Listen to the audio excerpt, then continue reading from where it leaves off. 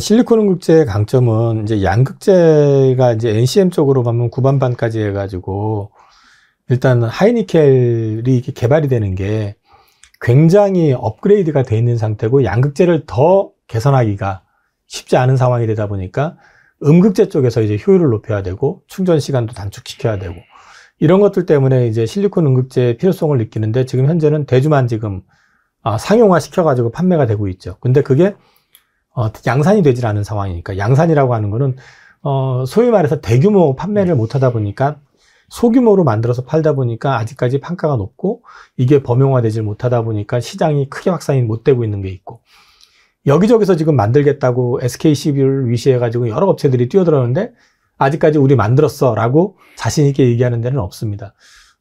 뒤에 보시면 이게 이제 그 실리콘 음극재를 만들겠다고 했던 업체들이 여기 좌측에 보시면 쫙 언급이 돼 있거든요. 맞네요. 네. 근데 지금 많은데 양산과 관련돼 있는 쪽은 아직까지는 없습니다. 아, 그러네요. 그래서 이런 부분들이 실리콘 음극재 양산을 하겠다라고 지금 26년 1분기로 지금 얘기해 놓는 데가 포스코 퓨처엠 사업 가동 예정이라고 해서 지금 뭐 밑에 보면은 저 회사는 매그나텍이라고 하는 회사가 이제 하나가 있는 정도. 그러니까 사실은 이렇게 따지고 보면 대주전자 재료가 포텐셜이 굉장히 있다고도 볼 수 있는데 문제는 캐파가 아직은 좀 작고 그리고 지금 사실 이제 이쪽 관련해 가지고는 강점이 분명히 있는 건 맞는데 업체들이 이걸 채택을 했을 경우에 이제 들어가는 비용에 대한 부분 이런 것들을 갖다가 이제 판가에 녹여야 되잖아요. 이제 그런 부분에서도 아직까지는 그래서 일반화하지는 못하고 있는 느낌.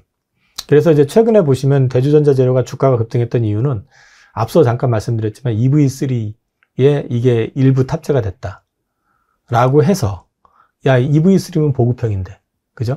그러면 여기에서 탑재할 정도면은 이제 본격적으로 되는 거 아니야라는 기대감이 많이 반영이 된 걸로 보입니다.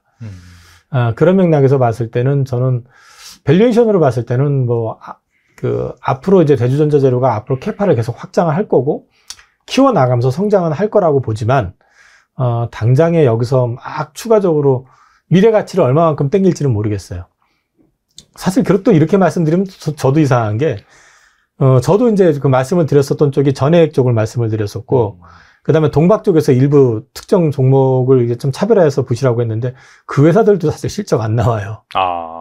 네, 실적 안 나오는데 네. 그쪽들도 다 25년, 26년, 27년 이쪽으로 가면서 이제 실적을 땡겨가지고 주가가 반영이 되는 거기 때문에 같은 맥락에서 보면은 또 여전히 뭐 기대감을 좀 가질 수도 있다라고 좀 생각은 할 수 있을 것 같아요. 근데 저는 개인적으로는 이 실리콘 음극재 쪽보다는 작년 11월에 전액을 말씀드렸고 그 다음에 이제 2월에 와가지고는 그때 많이 오른 주식은 보지 마시고 주변에 있는 걸 딴 걸 보시라고 그랬고 그 다음에 이제 3월에는 왔을 때는 동박 관련된 주식도 괜찮습니다라는 말씀을 드렸었거든요. 네. 근데 이제 동박도 많이 올랐죠. 네.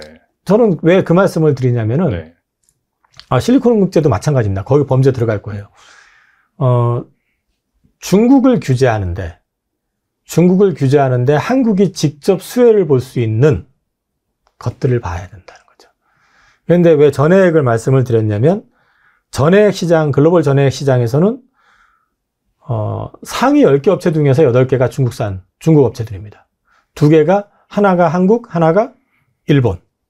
FEOC 규정상 공장을 중국 기업이 미국에다 놓을 수가 없어요. 그러면 수출이 되느냐? 전해액은 유통기간이 짧습니다. 신선도 문제 때문에 보통 3, 4개월 이내에 다 소진을 해야 돼요. 재고를 놓을 수가 없어요. 그러니까 그 공장 옆에 있어야 돼요. 배터리 공장 옆에. 그럼 결국 미국에 공장이 있는 회사들이 미국 시장을 다 가져간다는 얘기거든요. 근데 미국 시장 쪽으로 적극적으로 진출하고 있는 회사들은 우리나라 회사들. 그래서 우리나라 전해액 업체들이 좋을 거다라는 말씀을 드렸고 동박 관련해 가지고도 그동안에 이제 저가 동박을 많이 수출을 하고 그걸 가지고 많이 활용을 했었는데 차량 배터리가 업그레이드 되고 하면서 이게 이제 동박도 보면은 소위 말해 가지고 이제 하이엔드급 동박의 수요들이 많이 늘어나고 있고 이쪽으로 많이 이제 포커싱이 되기 시작했거든요. 거기다가 지금 중국산에 대해서 미국에서 역시 25% 관세를 매기기 시작했습니다. 그래서 중국산 동박 역시 미국에 들어가기가 어려워요. 그러다 보니까 역시 마찬가지로 미국에 진출하는 우리나라 동박 업체들이 좋을 수밖에 없다. 왜? 동박은 또 우리나라하고 중국하고 또 글로벌에서 서로 1, 2위를 다퉜던 섹터이기 때문에 그럼 우리나라 업체들이 또 미국 시장에서 동박을 또 장악할 거다. 동박을 말씀드린 거고. 실리콘 음극재도 따지고 보면은 현재 지금 상용화된 데는 대주밖에 없잖아요. 당연히 그럼 대주가 또 수혜를 볼 수 있죠.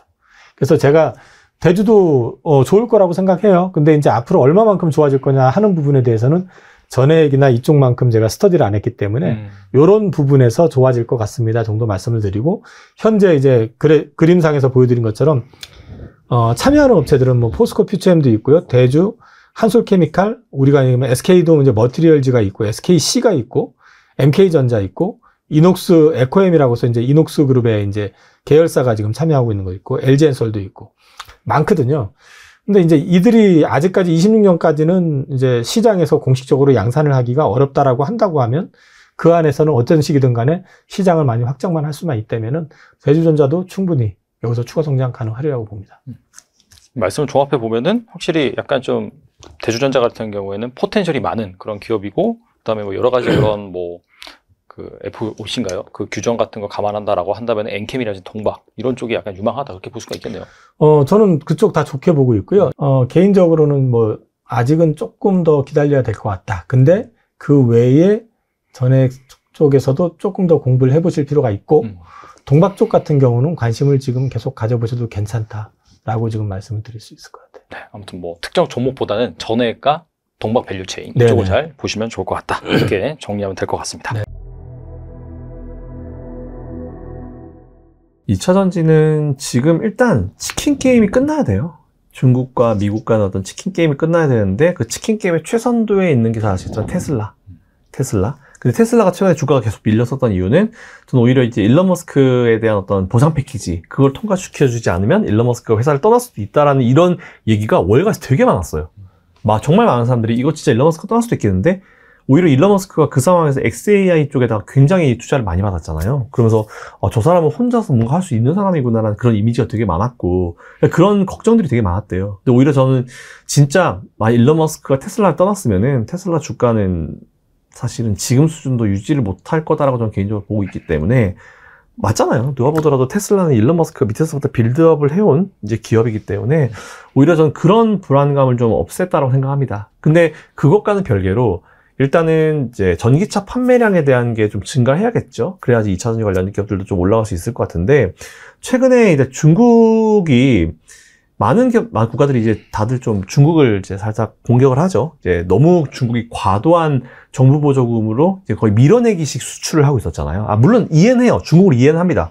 왜냐하면 중국은 사실상 가지고 있는 게 생산력밖에 없기 때문에, 중국 경제가 워낙 안 좋았기 때문에 생산을 막 해가지고 막 밀어냈죠. 그러다 보니까 관련주로 해운 관련주도 생겼어요. 우리나라 해운 관련 배 가지고 있는 기업들이 중국이 수출을 많이 밀어내니까, 배가 한 7월달, 8월달쯤에 지금 배를 갖다 미리 지금 예약하려고 되게 막 좀 북적북적 한다고 하더라고요.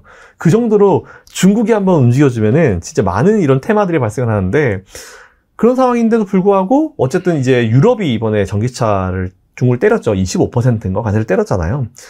그러다 보니까 이제 슬슬, 사실 중국이 수출을 제일 많이 하는 쪽이 유럽인데, 이제 저쪽에서 세금을 이제 부과를 하게 되면은 앞으로 이제 중국의 수출량이 어떻게 될지 좀 궁금하고, 그리고 중국이 최근에 보면은 뭐 전체 시장 점유율은 올라갔다 뭐 이런 식으로 얘기를 하는데, 시장 점유율이 중요하지 않아요. 왜냐하면 중국은 내수 판매가 워낙 많기 때문에, 우리가 일반적인 상식으로 시장 점유율이라고 하면은 전 세계에서 판매량까지 다 포함된 거잖아요. 근데 테슬라는 전 세계에 파는데 중국은 전 세계에 못 팔거든요. 그러니까 전 미국에서 이제 중국산 전기차에 대해서 뭐 세금을 뭐 부과하겠다 했을 때 전 좀 웃었어요. 왜냐하면 미국 다니다 보면은 중국산 전기차 안 다니거든요. 없어요. 누가 타요? 아무도 중국산 전기차를 거의 타지 않습니다. 그래서 오히려 그게, 저렇게 액션을 취하는 게 미국이 올리면 미국의 우방 국가들도 다 따라 올리니까 이게 전방위적인 어떤 공격이 되겠구나, 라는 이런 생각이 들었고, 그런 것들이 지금 시행이 되고, 이제 시행이 된 상황이기 때문에 오히려 이제 미국은 또 슈퍼 300일조 가동도 했고, 그러다 보니까 오히려 저는 거의 이 치킨 게임이 이제 마무리 단계에 들어가는 느낌인 것 같아요. 그래서 저는 오히려 진짜 제가 지난번에도 데이터 몇 번 가지고 와서 보여드렸는데, 2025년도가 되면 내연기관과 전기차의 어떤 전기차 보조금이 없이도 이 두 개의 어떤 두 차량의 어떤 들어가는 생산 비용 자체가 거의 일치되는 시점이 온다. 그게 2025년도다라는 말씀을 드렸고, 계속 똑같이 말씀드렸던 게 올해 하반기부터는 전기차, 2차전지 관련주들 관심 가져보시면 좋을 것 같다라는 말씀을 사실 되게 많이 하고 다니거든요. 그 테슬라도 사실은 저는 좀 좋게 보는 게, 일단 애플은 올라갔으니까, 원래 M7 중에 2개가 빠졌었잖아요. 테슬라랑 애플. 근데 애플은 이미 들어갔으니까, 테슬라는 오히려 일론 머스크에 대한 불확실성이 사라졌고, 이번에 일론 머스크가 춤을 추면서 등장하더니, 너무 웃기더라고요. 춤을 추면서 등장하더니, 새로운 걸 또 제시를 했어요. 근데 저는 사실은 그 생각을 또 개인적으로 한번 해보긴 해봤거든요. 테슬라를 이렇게 하면 되게 잘 될 것 같은데, FSD, 그리고 이제 이런 그 로보택시를 연결시켰을 때, 우리가 해외거나 어디 여행을 가면은 내 차를 잘 안 쓰는 기간이 길잖아요. 그리고 밤에 잘 땐 또 차를 안 쓰잖아요. 근데 일론 머스크가 이번 들고 나서 꺼낸 카드가 여행을 갈 때 로보택시 모드를 딱 해놓으면은 내가 여행을 한 기간 동안 내 차가 알아서 움직여가지고 우버처럼 택시를 운영해서 돈을 번다는 거예요. 그래서 그 수익률을 이제 테슬라와 나누는데, 물론 이제 일론 머스크가 얘기한 거는 물론 사용자가 더 훨씬 더 많은 퍼센티지를 가져갈 거다. 근데 이런 것들을 딱 제시를 하면서 오히려 테슬라에 투자한 사람들한테 와, 얘 확실히 일론 머스크는 뭔가 생각이 있다. 이 사람은 생각이 있다. 벌써 로봇 테마와 전기차 테마를 두 개를 합쳐버렸잖아요. 결국 이 사람이 생각하는 건 지금 스타링크도 마찬가지지만, 스타링크든지 스페이스X든지 테슬라든지 로봇이라든지 이런 것들을 다 이제 합쳐가지고 우리 생활로 만드는 게 일론 머스크의 꿈이거든요.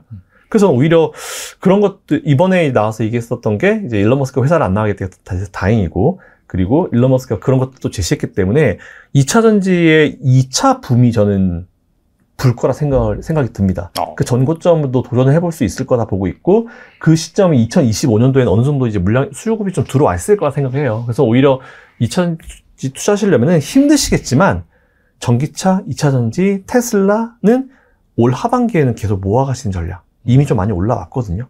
그래도 계속 모아가시는 전략이 전 지금 굉장히 유용하다. 그리고 우리나라 관련 기업들도 이제 그거와 발맞춰가지고 할 거고, 진짜 우리나라 기업들이 참 다행이고 참 대단하다 싶은 게 되게 어려웠잖아요. 1년을 넘게 어려웠어요. 네. 막 빠지고, 2차전지 끝났다는 얘기도 나오면서 막 온갖 사람들의 비난을 다 받으면서 막 증권사에서 나와가지고 2차전지 끝났다라고 막 맨날 막 리포트 때리고, 이런 상황에서도 그 회사들은 묵묵하게 그냥 시장 점유율을 위해서 계속 투자하고 캐파 늘리고 막 계속 이러고 있었거든요. 근데 오히려 이제 거의 이제 그들의 이제 어려운 이제 기다림의 끝이 와가는 것 같아요. 그러다 보면 오히려 이제 붐이 다시 불면은 우리나라 기업들도 그동안 늘려놓은 캐파 가지고 더 생산을 좀 할 수 있는. 물론 전기차 배터리 단가는 떨어질 거예요. 떨어져야 정상이고, 한참 비쌌던 때는 러시아 우크라이나 이슈 때문에 양극재 가격이 워낙 높았었던 시기고, 근데 그 이후에 하향 안정화가 되면서 이제 좀 많이 떨어질 텐데, 떨어지지만 오히려 수요는 더 올라가면서 매출 자체는 늘어나는 그런 구조로 갈 것 같습니다. 지난주에 아무튼간에 뭐 에코프로비엠, 포스프초엠 2차 전지주들이 반짝 반등하다 다시 좀 조정을 받긴 했거든요. 네. 확실히 좀 하반기부터 모아가는 타이밍이다라고 한다면 바닥은 다졌다고 볼 수 있을지 궁금하거든요. 저는 바닥은 다졌다 생각합니다. 이미 바닥은 다졌고, 이게 참 어려워요. 근데 이게 보통 이런 얘기를 하면은 누군가는 또 그래요. 바닥 밑에 지하실 있고 이런 얘기 하거든요. 근데 그건 아닌 것 같고요. 만일 이런 기업들이 뭐 대기업도 마찬가지지만 삼성도 들어가 있었고 LG도 들어가 있잖아요. 뭐 다 들어가 있는 그런 기업들이 SK도 있고, 만일 2차 전지가 진짜로 잠깐 나오는 그런 테마였다라고 하면은 이렇게 돈 투자 안 합니다. 캐파 증설을 안 해요. 그래서 제가 예전에도 2차 전지가 언제 끝나는지 여러분들이 아실 수 있는 제일 좋은 힌트가 뭐다? 이런 기업들이 투자를 거둬들일 때, 투자를 하지 않을 때, 더 이상 공장 증설에 대한 계획을 다 캔슬시켜버리고, 연기가 아니고 캔슬시켜버리고, 무기한 연기시켜버리거나 캔슬시켜버리고 더 이상 투자를 하지 않을 때, 그때 이 테마는 끝날 것이다. 예전에 그 맞아요. 태양광이 그랬거든요. 그래서 오히려 그런 걸 봤을 때 계속 투자를 하고 있고, 투자를 오히려 늘리고 있고, 그리고 보통 이 시장 점유율이라고 하는 거는, 테슬라도 마찬가지지만 시장 점유율이라고 하는 거는 관련 이 업종의 이 시황 자체가 좋을 때 늘릴 수가 없어요. 안 좋을 때 쭉 내려가다 보면은 결국 또 치킨 게임을 하다 보면은 버틸 수 있는 이와 못 버티는 이가 나눠지거든요. 그렇죠. 근데 못 버티는 이 때문에 딱 이제 중지하고 있는 거죠. 근데 그 사이를 뚫고 이제 많은 자금을 가지고 있는 회사들은 더 증설을 해버리고 다 캐파를 늘려버리면은 이게 딱 시장이 돌아섰을 때 시장 점유율 차이가 확 나는 거죠. 보통 삼성전자가 그걸 많이 해서 D램에서 이제 치킨 게임 해서 지난번에도 치킨 게임 할 때 반도체 가격이 많이 떨어졌잖아요. 근데 딱 끝나자마자 바로 반등해서 올라왔는데 SK 하이닉스도 안 돼요. SK 하이닉스도 그때 아시겠지만 감산했을 때 아무런 효과가 없었거든요.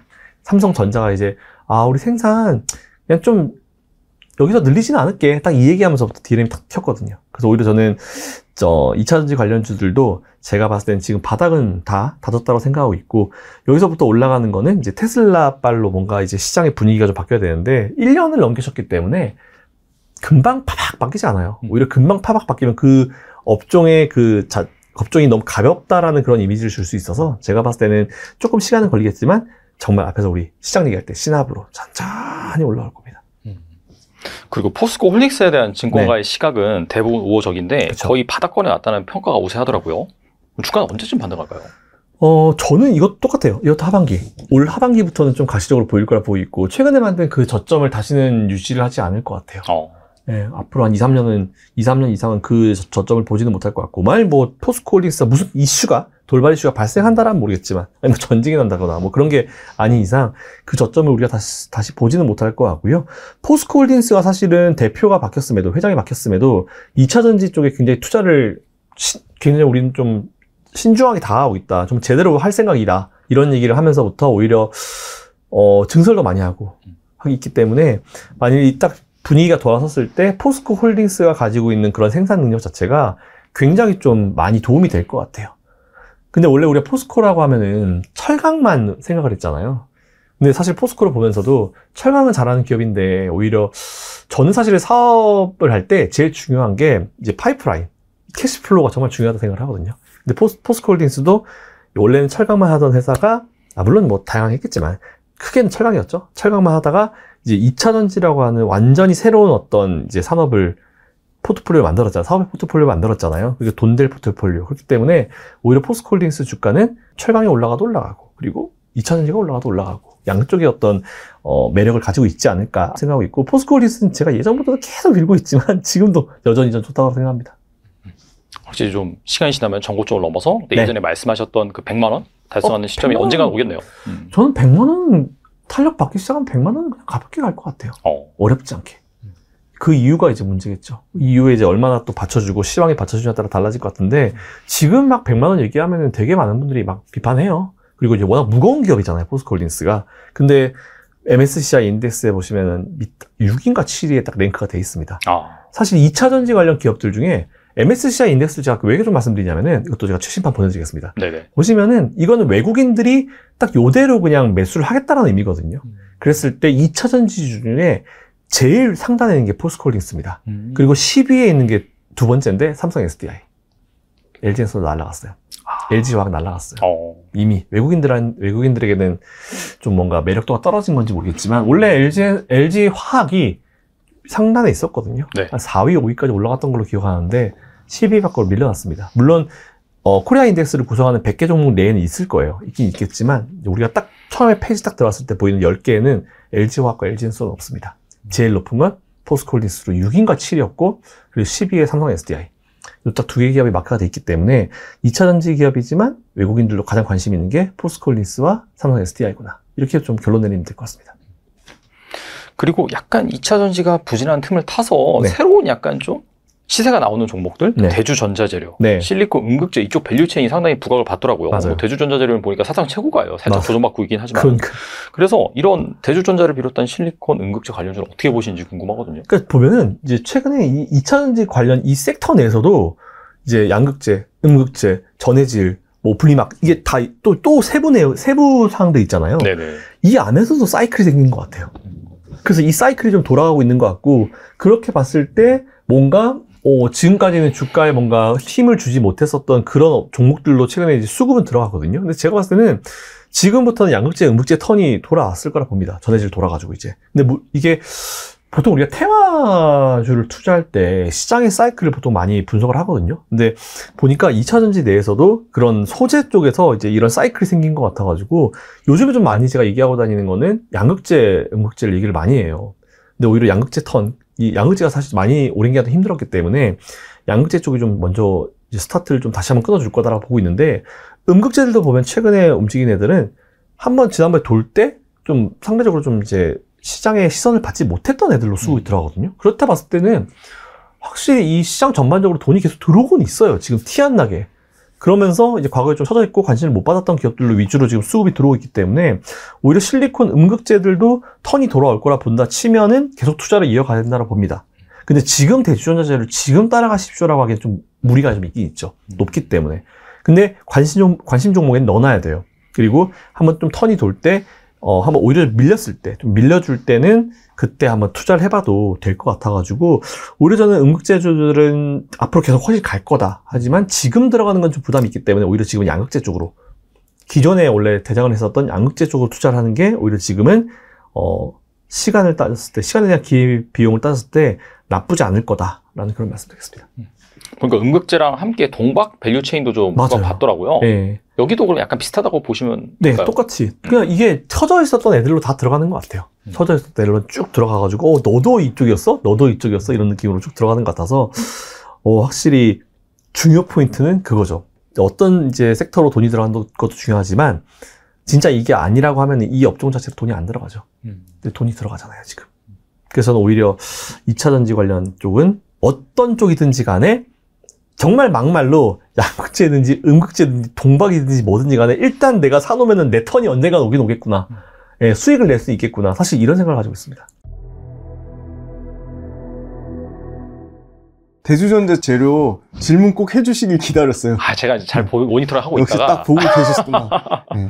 구독자입니다. 이 100만 유튜버인 레앙님도 제 구독자입니다. 네. 그 대주전자 재료가 좋게 얘기하신 분은 진짜 턱 까놓고 말해서 저하고 그로스 리서치의 이재모 대표 2명 정도밖에 없어요. 다 이 실리콘 음극재, 야 그거 비싸서 되겠어? 그리고 야 음극재 그거 돈이 안 돼. 그리고 뭐 음극재에 대해서 엄청 폄하하시는 분들이 많았거든요. 이제야 빛을 발해서 너무 다행이고요. 그리고 음극재 갖고 계신 분들 마음고생 많이 하셨을 텐데 너무 좋습니다. 그리고 말씀하신 대로 지금 신고가 영역이고 이제 역대급 신고가가 13만 6,700원인가 그런데 그 가격을 향해서 가고 있고 숫자가 딱 증명해 줬습니다. 올해 1분기 실적 나온 거 중에 컨센서스를 초과하는 실적 나온 거는 딱 2개밖에 없습니다. 그게 대주전자재료 PNT입니다. 그래서 대주전자재료가 올해 그 컨센이 영업이익이 일단 숫자부터 보면 42억이 예상됐는데 20% 초과한 50억 영업이익이 나왔고요. 실리콘 음극재는 분기 최대 실적을 달성했습니다. 실리콘 음극재가 대략 분기에 87억이니까. 그러니까 그 말은 무슨 말이냐. 연간 매출이 100%씩 성장한다는 거죠. 그러니까 전체에서 차지하는 비중이 아직도 20% 초반인 거예요. 그러면 올해는 거의 40%까지 늘어나고 내년 55%, 26년에 65%까지 늘어나거든요. 그럼 좋은 게 뭐냐? 실리콘 음극재만 매출 포지션이 아니라 대주전자재는 실리콘 음극재는 나노재료라는 사업부에 포함이 되어 있고요. 형광체가 있고 그 다음에 가장 큰 비중을 차지하는 거는 MLCC 전도성 페이스트입니다. 근데 MLCC가 좋잖아요 요새. 왜냐면 삼성전기가 전장용 쪽으로 빠르게 포지셔닝 페이스리프트 하고 있거든요. 잘하고 있거든요. 전장용에 지금 3위까지 무라타 TDK에 이어서 3위까지 올라가서 삼성전기 매출이 거의 반 이상인 거죠. 근데 삼성전기 MLCC가 잘 팔리면 거기에 들어가는 15% 이상의 비중을 차지하는 MLCC 전도성 페이스트가 잘 팔릴 수밖에 없는 거죠. 왜냐면 MLCC 전도성 페이스트는 대주전자재료가 최상위권 선두주자거든요. 선점 효과를 누렸거든요. 그런데 전혀 기대 안 했던 MLCC 쪽 실적까지 좋아지니까 기존의 매출달에서 40% 이상 차지하는 MLCC 부품이 좋아지고 실리콘 음극재는 100%씩 성장하고 숫자가 완전 논한 거죠. 그래서 연간 올해 예상되는 영업이익이 300억대, 280억에 300억대. 그러니까 영업이익이 뭐 370%씩 성장하고 매출은 50%. 그럼 내년은 어떻게 되냐? 내년은 매출 100%, 영업이익 370% 성장한 거에서 100% 영업이익. 그러니까 매출과 이익이 모두 100% 성장할 수밖에 없는 게 저는 가장 구조적인 게 차종 확대거든요. 기존에는 포르쉐 타이칸하고 아우디 이트론만 들어갔는데 현대 아이오닉까지 내려왔어요. 그러니까 SK온 공급 난객 이건 100% SK온의 아이오닉 6에 들어갈 가능성이 개연성이 좀 합리적이라고 보고 있거든요. 아이오닉으로 끝나지 않고 얘기 나오는 거는 스텔란티스 2종, BMW 1종, 폭스바겐 2종, 그 다음에 미국 GM 한 종, 그러니까 유럽향, 미국향 골고루 다 늘어나서 최소 7개 차종이고 최대 9개 차종. 그러면 올해 하반기에 늘어나는 차종만 4개 차종이거든요. 그럼 출하량, 그러니까 물량, Q가 분기별로 50%씩 늘어나요. 그러니까 매분기 최대 실적 갱신을 예상하는 거죠. 그 숫자가 증명이 되고 차종만 늘어나는 게 아니라 원래는 섞는 거거든요. 실리콘 응급제를 혼합하는 건데 3에서 5% 정도 섞었다면 지금 이제 7에서 8%. 그러니까 7에서 8% 섞는 거가 원래는 25년도 얘기가 나왔는데 당장 올해 하반기부터 7에서 8% 섞겠다고 해요. 왜냐면 삼성 SDI가 아주 실리콘 응급제를 굉장히 공격적으로 선택을 하고 있거든요. 그래서 캐파가 국내에서는 뭐 압도적이고 국내에서는 올해 7,000톤이니까 사실 올해 기준 10,000톤보다 약간 3,000톤 부족하긴 해요. 근데 아마 그 10,000톤 가는 거는 내년이면 10,000톤 갈 것 같고 25년 기준 10,000톤이고 얘네가 장기 목표는 2030년까지 10만 톤 목표 잡아놨어요. 그러면 10만 톤 기준으로 하면 심플해요. 매출이 실리콘 응급제만 2조 보는 거거든요, 지금. 아직 350억인데, 그러면 10배, 거의 80배 성장을 예상하는 겁니다. 매출로. 그래서 캐파가 일단은 얘네도 계속 증설을 해야 돼요. 그래서 지금 당장 내년에 10,000톤, 26년이나 27년경에 2만 톤 이렇게 캐파도 2배씩 늘어나는 구조고, 그 다음에 중요한 거는 실리콘 응급제가 IT 쪽의 부품으로 들어갈 것 같아요. 지금 글로벌 IT사 쪽으로 IT용 실리콘 응급제 판매가 지금 25년도 당장 이제 내년이니까 그것도 소위 말하는 어플리케이션 다양화 측면으로 보면 전기차 지금 없어서 못 팔 정도인데 거기에 IT라는 신규 성장 동력이 생긴 거고요. 그 다음에 세 번째는 지금 다양한 어플리케이션의 R&D 연구개발용으로 실리콘 응급제를 쓰려고 하는 게 대략 30개 정도가 지금 테스트 중이래요. 엄청나게 이 실리콘 응급제가 전기차만 생각했는데 이미 IT 쪽에 들어가고 있고 추가적으로 뭐 전동 공구가 될 수도 있고 여러 가지 매출처의 다양화가 생기는 거죠. 그래서 Q가 양적 확장이 드라마틱하게 늘어날 것 같고 그리고 저는 눈여겨봐야 될 게 그거였거든요. 임원분 인터뷰 중에 이런 얘기가 있었거든요. SNE 리서치가 실리콘 응급제 좋은데 성능 좋고 너무 좋은데 너무 비싸다. 60불 정도야, 60불. 킬로그램다. 근데 지금 응급제 대세는 인조흑연이거든요. 인조흑연이 30불대니까. 가격이 2배 이상 차이 나니까 비싸서 못 쓰겠다는 건데 SNE 리서치가 2029년이나 2030년에 실리콘 응급제도 만드는 데가 늘어나니까 가격이 떨어질 거다. 절반 이상 떨어질 거다. 그랬는데 자체적으로 대주전자재료가 국내에서는 압도적인 기술력 1등이니까 야 우리가 원가 절감하고 생산 공정 개선해가지고 우리는 2030년 전에 3년 앞당겨서 2027년에 지금 가격의 절반 이상 떨어뜨리겠다고 했어요. 그러면 SNE 리서치보다는 저는 당연히 업체에서 얘기하는 게 훨씬 신뢰도가 높다고 보거든요. 현업에 있는 분이니까. 만약에 2027년에 공정 자동화하고 생산 원가 코스트 다운시키고 생산 공정의 혁신을 일으켜가지고 절반 이상 떨어뜨릴 수 있다? 그러면 2027년 실리콘 응급제가 30불까지 내려온다? 근데 인조흑연보다 성능은 뭐 2배 이상 차이 난다? 그럼 실리콘 응급제 안 쓸 이유가 없는 거죠. 그렇죠. 그래서 그런 측면을 발빠른 뭐 삼성 SDI라든지 완성차 업체 중에 아까 갑자기 늘린다고 하는 회사도 있잖아요. BMW, 스텔란티스, GM. 이런 데들이 그런 어떻게 보면 이런 회사들의 가격 코스트 다운 시키는 거를 어느 정도 예측을 하고 이렇게 물량 자체를 급격하게 늘리지 않나 그렇게 보고 있고 실리콘 응급제도 당연히 중국 배제 수혜를 받습니다. 지금 압도적인 1등이 중국의 BTR이고요. 2등이 일본의 시네츠화학이거든요. 근데 BTR은 실리콘 응급제만 주력으로 하지 않아요. 물론 대주전자재료도 2025년이나 가서야 실리콘 응급제의 매출 비중이 60% 되겠지만 중국의 BTR은 실리콘 응급제도 하고요. 지금 제일 돈 잘 벌고 있는 인조흑연 쪽의 비중이 엄청 높아요. 그래서 BTR도 재고 있을 거예요. 이거 실리콘 응급제를 언제 이거 비중 확대할까. 그래서 그 재고 있는 사이에 대주전자재료가 발빠르게 좀 치고 올라가서 지금 글로벌 3위권이거든요. 근데 일본의 시네츠화학은 공격적으로 늘리지 않고 있어요. 엄청나게 큰 회사거든요, 시네츠화학은. 시네츠화학은 대주전자재료보다 더 실리콘 응급제 비중이 낮아요. 그래서 저는 오히려 BTR하고 시네츠화학이 좀 주춤하는 사이에 대주전자재료가 글로벌 고객사 완성차의 레퍼런스를 계속 차곡차곡 쌓아가고 있고 3위권에서 잘하면 2위권까지도 올라갈 수 있겠다. 왜냐하면 캐파를 내년에 10,000톤, 20,000톤 하면 BTR이랑 시네츠화학이랑 거의 동급의 캐파라고 보시면 되거든요. 그래서 저는 굉장한 성장성이 있다. 그래서 지금 주가는 많이 올라왔어요.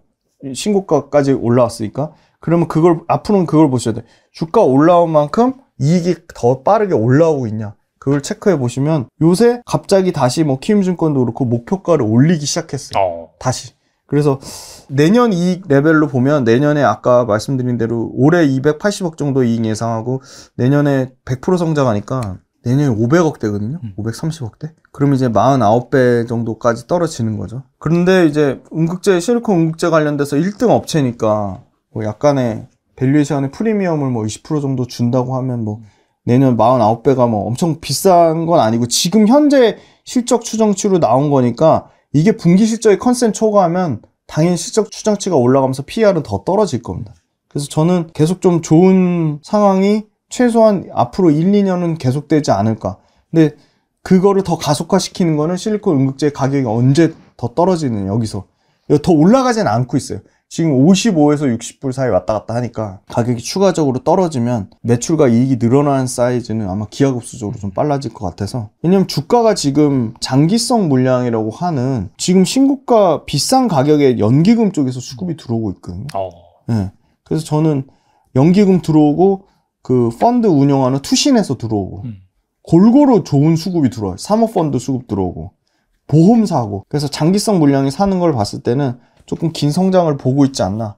그렇게 봐서 주가만 차별화된 게 아니라 실적이 차별화되고 있으니까 좀 계속 좀 긍정적인 관점으로 보면 좋을 것 같고, 갖고 계신 분 입장에서 수익이 나셨으면 홀라당 팔고 싶을 텐데 그렇게 팔기보다는 좀 성장률이 둔화되는 거, 매출의 성장률이 둔화되는 거, 이익의 성장률이 둔화되는 시점, 그거를 좀 충분히 누리고 파셔도 늦지 않을까. 그러니까 결국은 2차 전지내에서도 엔캠 가는 놈이 계속 갔듯이 맞아. 지금도 그런 현상은 좀 지속될 거라 봅니다. 그럼 대주전자재로 갑자기 주가가 멈추고 갑자기 양극재로 간다? 그러긴 좀 어려울 것 같아요.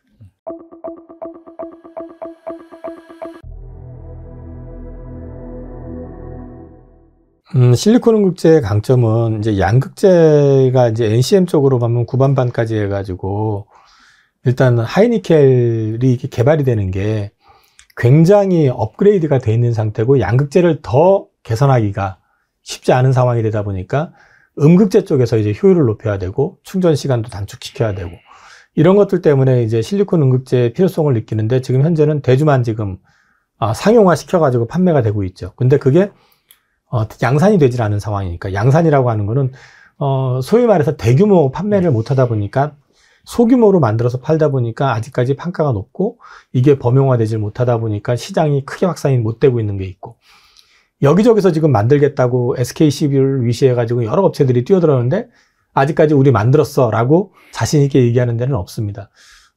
뒤에 보시면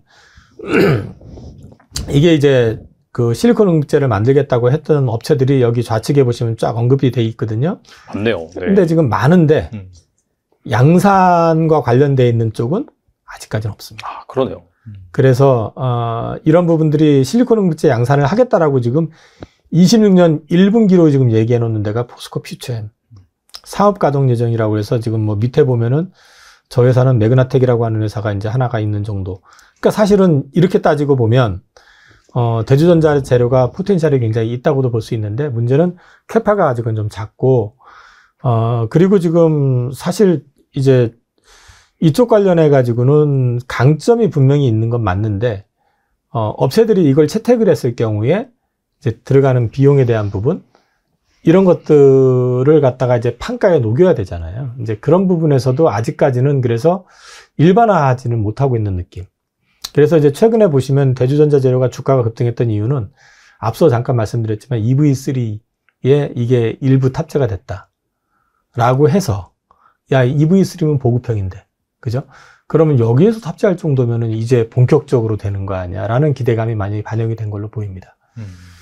그런 맥락에서 봤을 때는 저는 밸류에이션으로 봤을 때는 뭐 앞으로 이제 대주전자 재료가 앞으로 캐파를 계속 확장을 할 거고 키워나가면서 성장은 할 거라고 보지만 당장에 여기서 막 추가적으로 미래 가치를 얼마만큼 땡길지는 모르겠어요.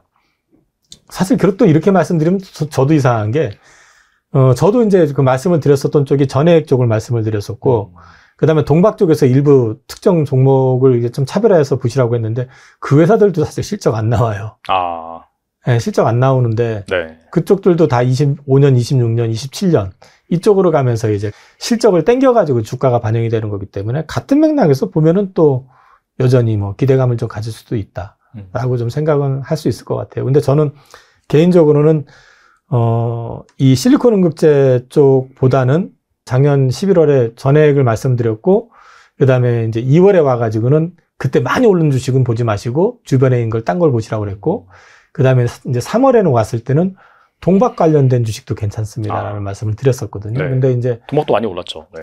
저는 왜 그 말씀을 드리냐면은, 네. 실리콘응급제도 마찬가지입니다. 거기 범죄 들어갈 거예요. 중국을 규제하는데 한국이 직접 수혜를 볼 수 있는 것들을 봐야 된다는 거죠. 그런데 왜 전해액을 말씀을 드렸냐면, 전해액 시장, 글로벌 전해액 시장에서는 상위 10개 업체 중에서 8개가 중국 업체들입니다. 2개가, 하나가 한국, 하나가 일본. FEOC 규정상 공장을 중국 기업이 미국에다 놓을 수가 없어요. 그러면 수출이 되느냐? 전해액은 유통기간이 짧습니다. 신선도 문제 때문에 보통 3, 4개월 이내에 다 소진을 해야 돼요. 재고를 놓을 수가 없어요. 그러니까 그 공장 옆에 있어야 돼요. 배터리 공장 옆에. 그럼 결국 미국에 공장이 있는 회사들이 미국 시장을 다 가져간다는 얘기거든요. 근데 미국 시장 쪽으로 적극적으로 진출하고 있는 회사들은 우리나라 회사들. 그래서 우리나라 전해액 업체들이 좋을 거다라는 말씀을 드렸고, 동박 관련해가지고도 그동안에 이제 저가 동박을 많이 수출을 하고 그걸 가지고 많이 활용을 했었는데, 차량 배터리가 업그레이드 되고 하면서 이게 이제 동박도 보면은 소위 말해가지고 이제 하이엔드급 동박의 수요들이 많이 늘어나고 있고, 이쪽으로 많이 이제 포커싱이 되기 시작했거든요. 거기다가 지금 중국산에 대해서 미국에서 역시 25% 관세를 매기기 시작했습니다. 그래서 중국산 동박 역시 미국에 들어가기가 어려워요. 그러다 보니까 역시 마찬가지로 미국에 진출하는 우리나라 동박 업체들이 좋을 수밖에 없다. 왜? 동박은 또 우리나라하고 중국하고 또 글로벌에서 서로 1, 2위를 다퉜던 섹터이기 때문에, 그럼 우리나라 업체들이 또 미국 시장에서 동박을 또 장악할 거다. 동박을 말씀드린 거고, 실리콘응급제도 따지고 보면은 현재 지금 상용화된 데는 대주밖에 없잖아요. 당연히 그럼 대주가 또 수혜를 볼 수 있죠. 그래서 제가 대주도 좋을 거라고 생각해요. 근데 이제 앞으로 얼마만큼 좋아질 거냐 하는 부분에 대해서는 전해액이나 이쪽만큼 제가 스터디를 안 했기 때문에 이런 부분에서 좋아질 것 같습니다 정도 말씀을 드리고, 현재 이제 그림상에서 보여드린 것처럼 참여하는 업체들은 뭐 포스코 퓨처엠도 있고요, 대주, 한솔케미칼, 우리가 SK도 이제 머티리얼즈가 있고, SKC가 있고, MK전자 있고, 이녹스 에코엠이라고 해서 이제 이녹스 그룹의 이제 계열사가 지금 참여하고 있는 거 있고, LG엔솔도 있고 많거든요. 근데 이제 이들이 아직까지 26년까지는 이제 시장에서 공식적으로 양산을 하기가 어렵다라고 한다고 하면, 그 안에서는 어떤 식이든 간에 시장을 많이 확장만 할 수만 있다면은 대주전자도 충분히 여기서 추가 성장 가능하리라고 봅니다.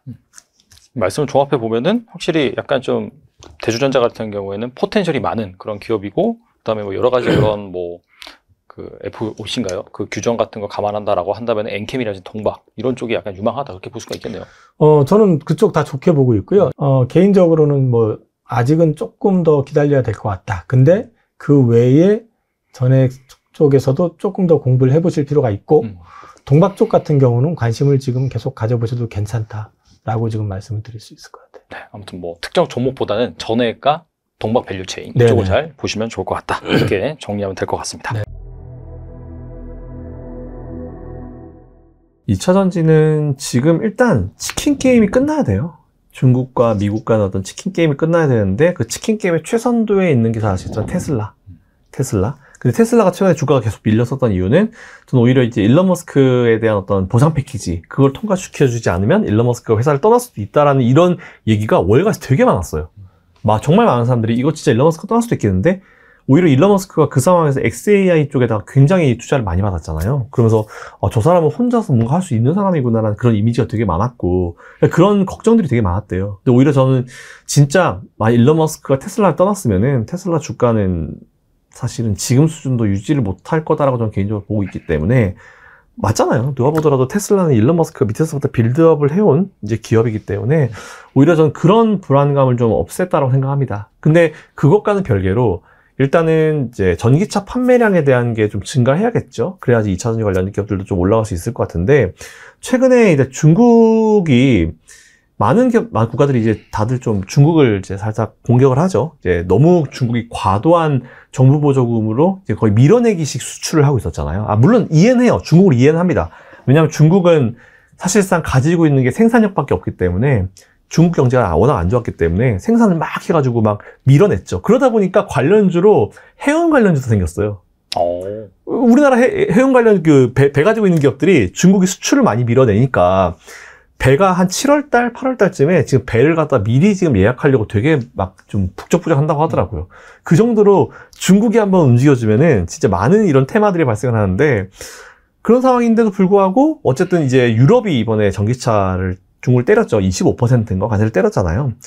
그러다 보니까 이제 슬슬 사실 중국이 수출을 제일 많이 하는 쪽 유럽인데 이제 저쪽에서 세금을 이제 부과를 하게 되면은 앞으로 이제 중국의 수출량이 어떻게 될지 좀 궁금하고 그리고 중국이 최근에 보면은 뭐 전체 시장 점유율은 올라갔다 뭐 이런 식으로 얘기를 하는데 시장 점유율이 중요하지 않아요. 왜냐하면 중국은 내수 판매가 워낙 많기 때문에 우리가 일반적인 상식으로 시장 점유율이라고 하면은 전 세계에서 판매량까지 다 포함된 거잖아요. 근데 테슬라는 전 세계에 파는데 중국은 전 세계에 못 팔거든요. 그러니까 저는 미국에서 이제 중국산 전기차에 대해서 뭐 세금을 뭐 부과하겠다 했을 때 저는 좀 웃었어요. 왜냐하면 미국 다니다 보면은 중국산 전기차 안 다니거든요. 없어요. 누가 타요? 아무도 중국산 전기차를 거의 타지 않습니다. 그래서 오히려 그게 저렇게 액션을 취하는 게 미국이 올리면 미국의 우방 국가들도 다 따라 올리니까 이게 전방위적인 어떤 공격이 되겠구나 라는 이런 생각이 들었고 그런 것들이 지금 시행이 되고 이제 시행이 된 상황이기 때문에 오히려 이제 미국은 또 슈퍼 301조 가동도 했고 그러다 보니까 오히려 저는 거의 이 치킨 게임이 이제 마무리 단계에 들어가는 느낌인 것 같아요. 그래서 저는 오히려 진짜 제가 지난번에도 데이터 몇 번 가지고 가서 보여드렸는데 2025년도가 되면 내연기관과 전기차의 어떤 전기차 보조금이 없이도 이 두 개의 어떤 두 차량의 어떤 들어가는 생산 비용 자체가 거의 일치되는 시점이 온다. 그게 2025년도다라는 말씀을 드렸고 계속 똑같이 말씀드렸던 게 올해 하반기부터는 전기차 2차전지 관련주들 관심 가져보시면 좋을 것 같다라는 말씀을 사실 되게 많이 하고 다니거든요. 그 테슬라도 사실은 저는 좀 좋게 보는 게 일단 애플은 올라갔으니까 원래 M7 중에 2개가 빠졌었잖아요. 테슬라랑 애플. 근데 애플은 이미 들어갔으니까 테슬라는 오히려 일론 머스크에 대한 불확실성이 사라졌고 이번에 일론 머스크가 춤을 추면서 등장하더니 너무 웃기더라고요. 춤을 추면서 등장하더니 새로운 걸 또 제시를 했어요. 근데 저는 사실은 그 생각을 또 개인적으로 한번 해보긴 해봤거든요. 테슬라를 이렇게 하면 되게 잘 될 것 같은데 FSD 그리고 이제 이런 그 로보택시를 연결시켰을 때 우리가 해외거나 어디 여행을 가면은 내 차를 잘 안 쓰는 기간이 길잖아요. 그리고 밤에 잘 땐 또 차를 안 쓰잖아요. 근데 일론 머스크가 이번 들고 나서 꺼낸 카드가 여행을 갈 때 로보택시 모드를 딱 해놓으면은 내가 여행을 한 기간 동안 내 차가 알아서 움직여가지고 우버처럼 택시를 운영해서 돈을 번다는 거예요. 그래서 그 수익률을 이제 테슬라와 나누는데 물론 이제 일론 머스크가 얘기한 거는 물론 사용자가 더 훨씬 더 많은 퍼센티지를 가져갈 거다.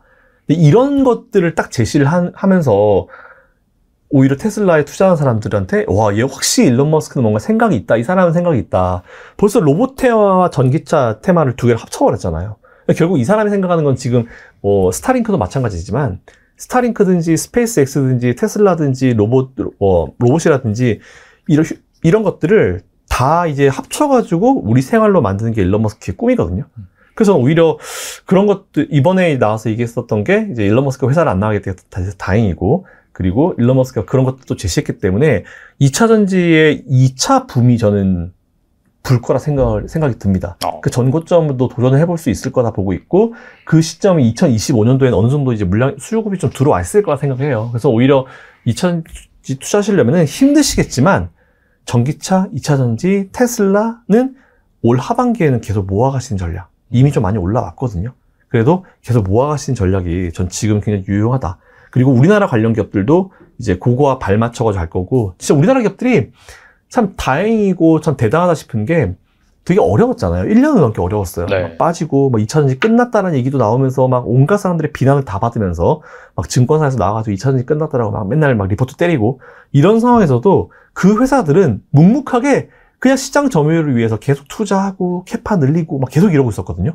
근데 오히려 이제 거의 이제 그들의 이제 어려운 이제 기다림의 끝이 와가는 것 같아요. 그러다 보면 오히려 이제 붐이 다시 불면은 우리나라 기업들도 그동안 늘려놓은 캐파 가지고 더 생산을 좀 할 수 있는. 물론 전기차 배터리 단가는 떨어질 거예요. 떨어져야 정상이고, 한참 비쌌던 때는 러시아 우크라이나 이슈 때문에 양극재 가격이 워낙 높았었던 시기고, 근데 그 이후에 하향 안정화가 되면서 이제 좀 많이 떨어질 텐데, 떨어지지만 오히려 수요는 더 올라가면서 매출 자체는 늘어나는 그런 구조로 갈 것 같습니다. 지난주에 아무튼 간에 뭐 에코프로비엠, 포스코프초엠 2차전지 주들이 반짝 반등하다 다시 좀 조정을 받긴 했거든요. 네. 확실히 좀 하반기부터 모아가는 타이밍이다라고 한다면 바닥은 다지다고 볼 수 있을지 궁금하거든요. 저는 바닥은 다졌다 생각합니다. 이미 바닥은 다졌고 이게 참 어려워요. 근데 이게 보통 이런 얘기를 하면은 누군가는 또 그래요. 바닥 밑에 지하실 있고 이런 얘기 하거든요. 근데 그건 아닌 것 같고요. 만일 이런 기업들이 뭐 대기업도 마찬가지지만 삼성도 들어가 있었고 LG도 들어가 있잖아요. 뭐 다 들어가 있는 그런 기업들이 SK도 있고, 만일 2차전지가 진짜로 잠깐 나오는 그런 테마였다라고 하면은 이렇게 돈 투자 안 합니다. 캐파 증설을 안 해요. 그래서 제가 예전에도 2차전지가 언제 끝나는지 여러분들이 아실 수 있는 제일 좋은 힌트가 뭐다? 이런 기업들이 투자를 거둬들일 때, 투자를 하지 않을 때 더 이상 공장 증설에 대한 계획을 다 캔슬시켜버리고, 연기가 아니고 캔슬시켜버리고, 무기한 연기시켜버리거나 캔슬시켜버리고 더 이상 투자를 하지 않을 때, 그때 이 테마는 끝날 것이다. 예전에 그 맞아요. 태양광이 그랬거든요. 그래서 오히려 그런 걸 봤을 때 계속 투자를 하고 있고, 투자를 오히려 늘리고 있고, 그리고 보통 이 시장 점유율이라고 하는 거는, 테슬라도 마찬가지지만 시장 점유율이라고 하는 거는 관련 이 업종의 이 시황 자체가 좋을 때 늘릴 수가 없어요. 안 좋을 때 쭉 내려가다 보면은 결국 또 치킨 게임을 하다 보면은 버틸 수 있는 이와 못 버티는 이가 나눠지거든요. 그렇죠. 근데 못 버티는 이들은 딱 이제 중지하고 있는 거죠. 근데 그 사이를 뚫고 이제 많은 자금을 가지고 있는 회사들은 더 증설을 해버리고 다 캐파를 늘려버리면은 이게 딱 시장이 돌아섰을 때 시장 점유율 차이가 확 나는 거죠. 보통 삼성전자가 그걸 많이 해서 디램에서 이제 치킨 게임 해서 지난번에도 치킨 게임 할 때 반도체 가격이 많이 떨어졌잖아요. 근데 딱 끝나자마자 바로 반등해서 올라왔는데 SK 하이닉스도 안 돼요. SK 하이닉스도 그때 아시겠지만 감산했을 때 아무런 효과가 없었거든요. 삼성전자가 이제 우리 생산 그냥 좀 여기서 늘리지는 않을게 딱 이 얘기하면서부터 디램이 탁 튀었거든요. 그래서 오히려 저는 2차전지 관련주들도 제가 봤을 때는 지금 바닥은 다 다졌다고 생각하고 있고, 여기서부터 올라가는 거는 이제 테슬라 발로 뭔가 이제 시장의 분위기가 좀 바뀌어야 되는데 1년을 넘기셨기 때문에 금방 파박 바뀌지 않아요. 오히려 금방 파박 바뀌면 그 업종의 업종이 너무 가볍다라는 그런 이미지를 줄 수 있어서 제가 봤을 때는 조금 시간은 걸리겠지만 정말 앞에서 우리 시장 얘기할 때 시나브로 천천히 올라올 겁니다. 그리고 포스코 홀딩스에 대한 증권가의 시각은 대부분 우호적인데 그쵸. 거의 바닥권에 왔다는 평가가 우세하더라고요. 주가는 언제쯤 반등할까요? 저는 이것도 똑같아요. 이것도 하반기. 올 하반기부터는 좀 가시적으로 보일 거라 보이고, 최근에 만든 그 저점을 다시는 유지를 하지 않을 것 같아요. 네, 앞으로 한 2, 3년 이상은 그 저점을 보지는 못할 것 같고, 만일 뭐 포스코 홀딩스가 무슨 돌발 이슈가 발생한다라면 모르겠지만, 아니면 전쟁이 난다거나 뭐 그런 게 아닌 이상 그 저점을 우리가 다시 보지는 못할 것 같고요. 포스코 홀딩스가 사실은 대표가 바뀌었음에도, 회장이 바뀌었음에도 2차전지 쪽에 굉장히 투자를 굉장히 우리는 좀 신중하게 다가가고 있다. 좀 제대로 할 생각이다. 이런 얘기를 하면서부터 오히려 증설도 많이 하고 있기 때문에, 만일 딱 분위기가 돌아섰을 때 포스코 홀딩스가 가지고 있는 그런 생산 능력 자체가 굉장히 좀 많이 도움이 될 것 같아요. 근데 원래 우리가 포스코라고 하면은 철강만 생각을 했잖아요. 근데 사실 포스코를 보면서도 철강은 잘하는 기업인데, 오히려 저는 사실 사업을 할 때 제일 중요한 게 이제 파이프라인, 캐시플로우가 정말 중요하다고 생각을 하거든요. 근데 포스코 홀딩스도 원래는 철강만 하던 회사가, 물론 뭐 다양했겠지만 크게는 철강이었죠. 철강만 하다가 이제 2차전지라고 하는 완전히 새로운 어떤 이제 산업을 포트폴리오를 만들었잖아요. 사업의 포트폴리오를 만들었잖아요. 그게 돈 될 포트폴리오. 그렇기 때문에 오히려 포스코 홀딩스 주가는 철강이 올라가도 올라가고, 그리고 2차전지가 올라가도 올라가고, 양쪽의 어떤 매력을 가지고 있지 않을까 생각하고 있고, 포스코 홀딩스는 제가 예전부터도 계속 밀고 있지만 지금도 여전히 전 좋다고 생각합니다. 확실히 좀 시간이 지나면 전고점을 넘어서 예전에 말씀하셨던 그 100만 원 달성하는 시점이 100만 원. 언젠가 오겠네요. 저는 100만 원 탄력 받기 시작하면 100만 원은 그냥 가볍게 갈 것 같아요. 어렵지 않게. 그 이유가 이제 문제겠죠. 이후에 이제 얼마나 또 받쳐주고 시황이 받쳐주냐에 따라 달라질 것 같은데, 지금 막 100만 원 얘기하면은 되게 많은 분들이 막 비판해요. 그리고 이제 워낙 무거운 기업이잖아요, 포스코 홀딩스가. 근데 MSCI 인덱스에 보시면은 6인가 7위에 딱 랭크가 돼 있습니다. 아. 사실 2차 전지 관련 기업들 중에 MSCI 인덱스를 제가 왜 좀 말씀드리냐면은 이것도 제가 최신판 보내드리겠습니다. 네네. 보시면은 이거는 외국인들이 딱 요대로 그냥 매수를 하겠다라는 의미거든요. 그랬을 때 2차 전지 중에 제일 상단에 있는 게 포스코홀딩스입니다. 그리고 10위에 있는 게 두 번째인데 삼성 SDI. LG에서도 날라갔어요. LG화학 날라갔어요. 이미 외국인들에게는 좀 뭔가 매력도가 떨어진 건지 모르겠지만 원래 LG화학이 상단에 있었거든요. 네. 한 4위, 5위까지 올라갔던 걸로 기억하는데 10위 밖으로 밀려났습니다. 물론 코리아 인덱스를 구성하는 100개 종목 내에는 있을 거예요. 있긴 있겠지만 우리가 딱 처음에 페이지 딱 들어왔을 때 보이는 10개에는 LG화학과 LG엔솔은 없습니다. 제일 높은 건 포스코홀딩스로 6인가 7위였고 그리고 10위에 삼성 SDI. 딱 두 개 기업이 마크가 돼 있기 때문에 2차 전지 기업이지만 외국인들도 가장 관심 있는 게 포스코홀딩스와 삼성 SDI구나. 이렇게 좀 결론 내리면 될 것 같습니다. 그리고 약간 2차 전지가 부진한 틈을 타서 네. 새로운 약간 좀 시세가 나오는 종목들, 네. 대주전자재료, 네. 실리콘, 음극재 이쪽 밸류체인이 상당히 부각을 받더라고요. 맞아요. 뭐 대주전자재료는 보니까 사상 최고가예요. 살짝 맞아요. 조정받고 있긴 하지만. 그러니까. 그래서 이런 대주전자를 비롯한 실리콘, 음극재 관련주는 어떻게 보시는지 궁금하거든요. 그러니까 보면은 이제 최근에 이 2차 전지 관련 이 섹터 내에서도 이제 양극재, 음극재, 전해질, 뭐 분리막 이게 다 또 세부 사항들 있잖아요. 네네. 이 안에서도 사이클이 생긴 것 같아요.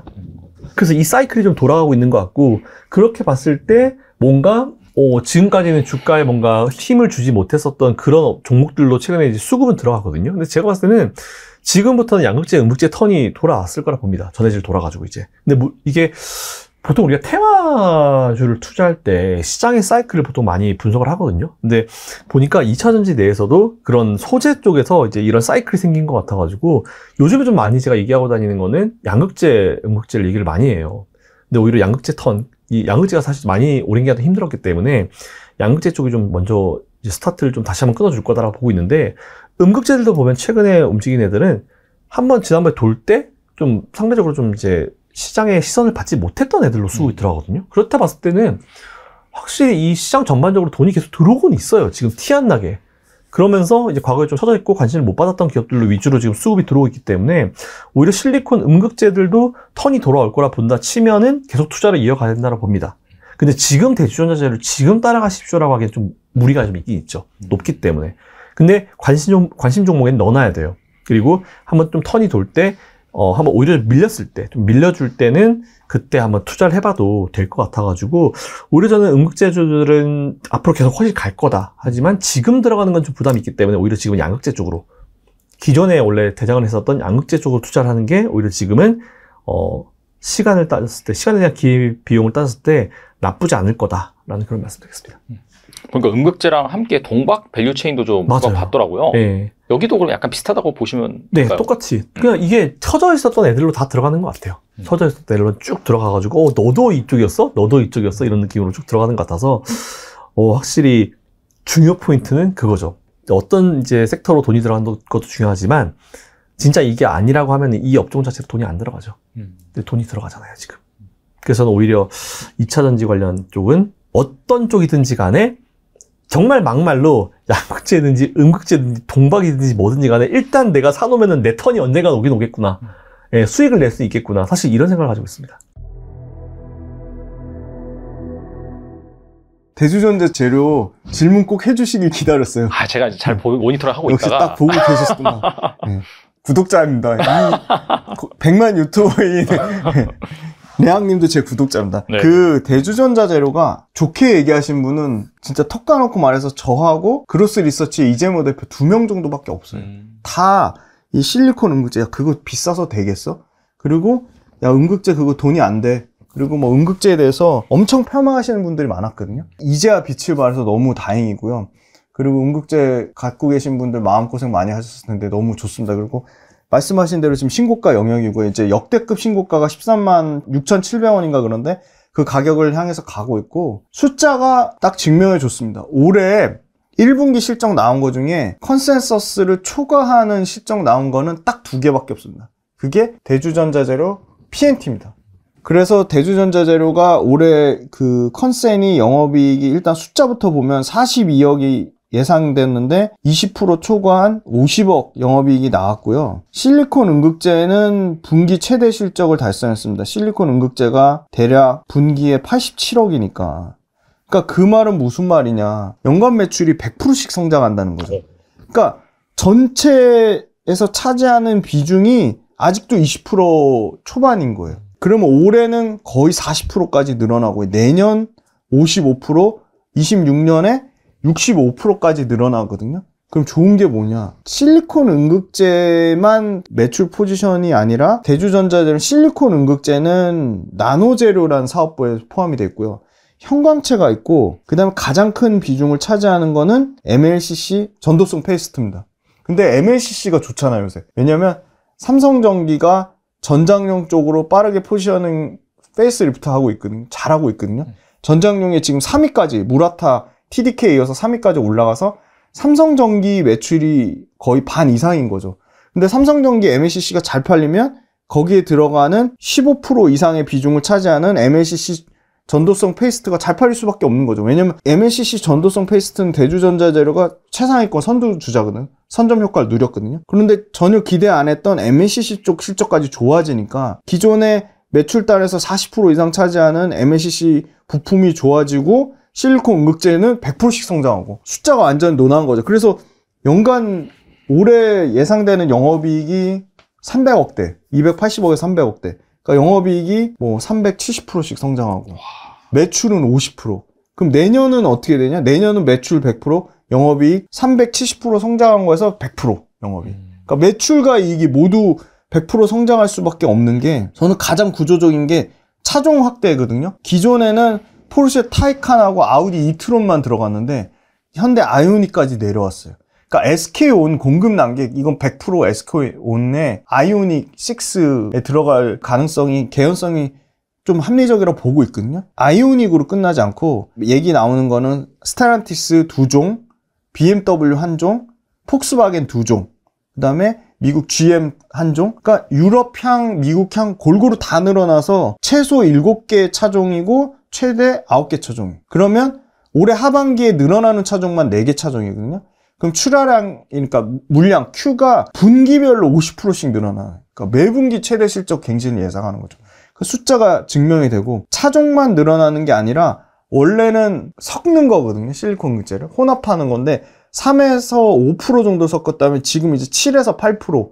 그러니까 7에서 8% 섞는 거가 원래는 25년도 얘기가 나왔는데 당장 올해 하반기부터 7에서 8% 섞겠다고 해요. 왜냐면 삼성 SDI가 아주 실리콘 음극재를 굉장히 공격적으로 선택을 하고 있거든요. 그래서 캐파가 국내에서는 뭐 압도적이고 국내에서는 올해 7,000톤이니까 사실 올해 기준 10,000톤보다 약간 3,000톤 부족하긴 해요. 근데 아마 그 10,000톤 가는 거는 내년이면 10,000톤 갈 것 같고 25년 기준 10,000톤이고 얘네가 장기 목표는 2030년까지 10만 톤 목표 잡아놨어요. 그러면 10만 톤 기준으로 하면 심플해요. 매출이 실리콘 음극재만 2조 보는 거거든요, 지금. 아직 350억인데, 그러면 10배, 거의 80배 성장을 예상하는 겁니다. 매출로. 그래서 캐파가 일단은 얘네도 계속 증설을 해야 돼요. 그래서 지금 당장 내년에 10,000톤, 26년이나 27년경에 2만 톤 이렇게 캐파도 2배씩 늘어나는 구조고, 그 다음에 중요한 거는 실리콘 음극재가 IT 쪽의 부품으로 들어갈 것 같아요. 지금 글로벌 IT사 쪽으로 IT용 실리콘 음극재 판매가 지금 25년도 당장 이제 내년이니까 그것도 소위 말하는 어플리케이션 다양화 측면으로 보면 전기차 지금 없어서 못 팔 정도인데 거기에 IT라는 신규 성장 동력이 생긴 거고요. 그 다음에 세 번째는 지금 다양한 어플리케이션의 R&D 연구개발용으로 실리콘 음극재를 쓰려고 하는 게 대략 30개 정도가 지금 테스트 중이래요. 엄청나게 이 실리콘 음극재가 전기차만 생각했는데 이미 IT 쪽에 들어가고 있고 추가적으로 뭐 전동공구가 될 수도 있고 여러 가지 매출처의 다양화가 생기는 거죠.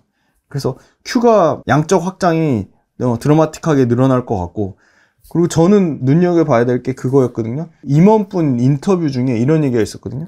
SNE 리서치가 실리콘 음극재 좋은데 성능 좋고 너무 좋은데 너무 비싸다. 60불 정도야, 60불. 킬로그램다. 근데 지금 음극재 대세는 인조흑연이거든요. 인조흑연이 30불대니까. 가격이 2배 이상 차이 나니까 비싸서 못 쓰겠다는 건데, S&E 리서치가 2029년이나 2030년에 실리콘 응급제도 만드는 데가 늘어나니까 가격이 떨어질 거다. 절반 이상 떨어질 거다. 그랬는데 자체적으로 대주전자재료가 국내에서는 압도적인 기술력 1등이니까 야, 우리가 원가 절감하고 생산 공정 개선해가지고 우리는 2030년 전에 3년 앞당겨서 2027년에 지금 가격의 절반 이상 떨어뜨리겠다고 했어요. 그러면 S&E 리서치보다는 저는 당연히 업체에서 얘기하는 게 훨씬 신뢰도가 높다고 보거든요. 현업에 있는 분이니까. 만약에 2027년에 공정 자동화하고 생산 원가 코스트 다운시키고 생산 공정의 혁신을 일으켜가지고 절반 이상 떨어뜨릴 수 있다? 그러면 2027년 실리콘 응급제가 30불까지 내려온다? 근데 인조 흑연보다 성능은 뭐 2배 이상 차이 난다? 그럼 실리콘 응급제 안 쓸 이유가 없는 거죠. 그렇죠. 그래서 그런 측면을 발빠른 뭐 삼성 SDI라든지 완성차 업체 중에 아까 갑자기 늘린다고 하는 회사도 있잖아요. BMW, 스텔란티스, GM. 이런 데들이 그런 어떻게 보면 이런 회사들의 가격 코스트 다운 시키는 거를 어느 정도 예측을 하고 이렇게 물량 자체를 급격하게 늘리지 않나 그렇게 보고 있고 실리콘 응급제도 당연히 중국 배제 수혜를 받습니다. 지금 압도적인 1등이 중국의 BTR이고요. 2등이 일본의 시네츠화학이거든요.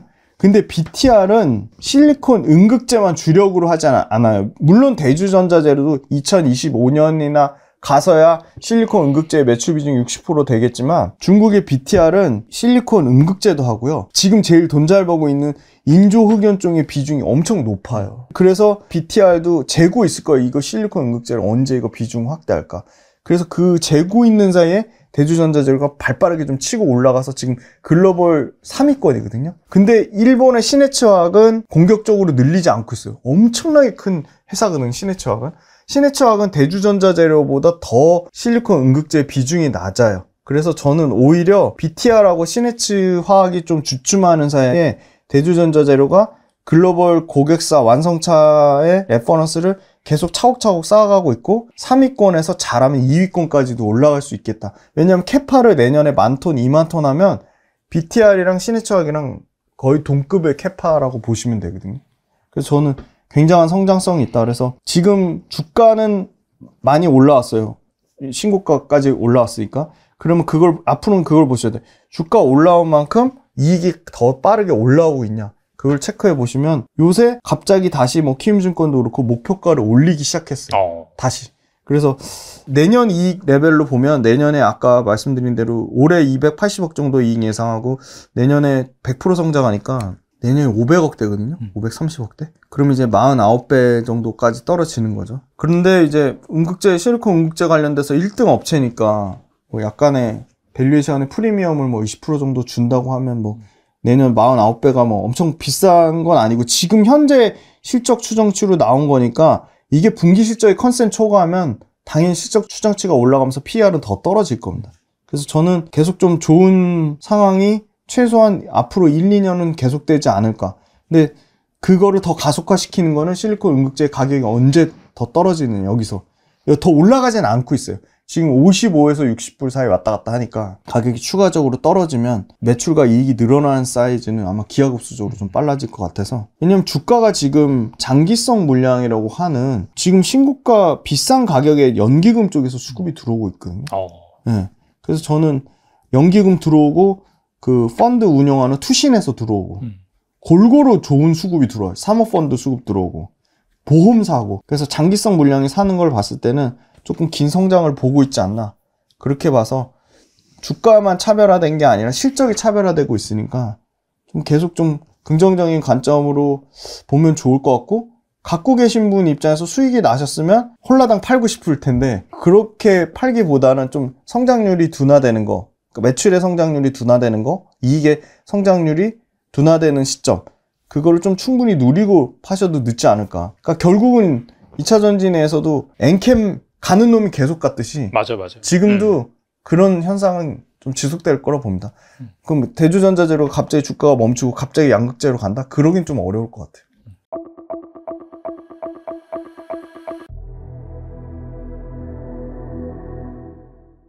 실리콘 응급제의 강점은 이제 양극재가 이제 NCM 쪽으로 가면 9반반까지 해가지고 일단 하이니켈이 이렇게 개발이 되는 게 굉장히 업그레이드가 돼 있는 상태고 양극재를 더 개선하기가 쉽지 않은 상황이 되다 보니까 음극재 쪽에서 이제 효율을 높여야 되고 충전 시간도 단축시켜야 되고 이런 것들 때문에 이제 실리콘 음극재의 필요성을 느끼는데 지금 현재는 대주만 지금 상용화 시켜가지고 판매가 되고 있죠. 근데 그게 양산이 되질 않은 상황이니까 양산이라고 하는 거는 소위 말해서 대규모 판매를 못 하다 보니까 소규모로 만들어서 팔다 보니까 아직까지 판가가 높고 이게 범용화되질 못하다 보니까 시장이 크게 확산이 못 되고 있는 게 있고 여기저기서 지금 만들겠다고 SK12를 위시해가지고 여러 업체들이 뛰어들었는데 아직까지 우리 만들었어 라고 자신있게 얘기하는 데는 없습니다.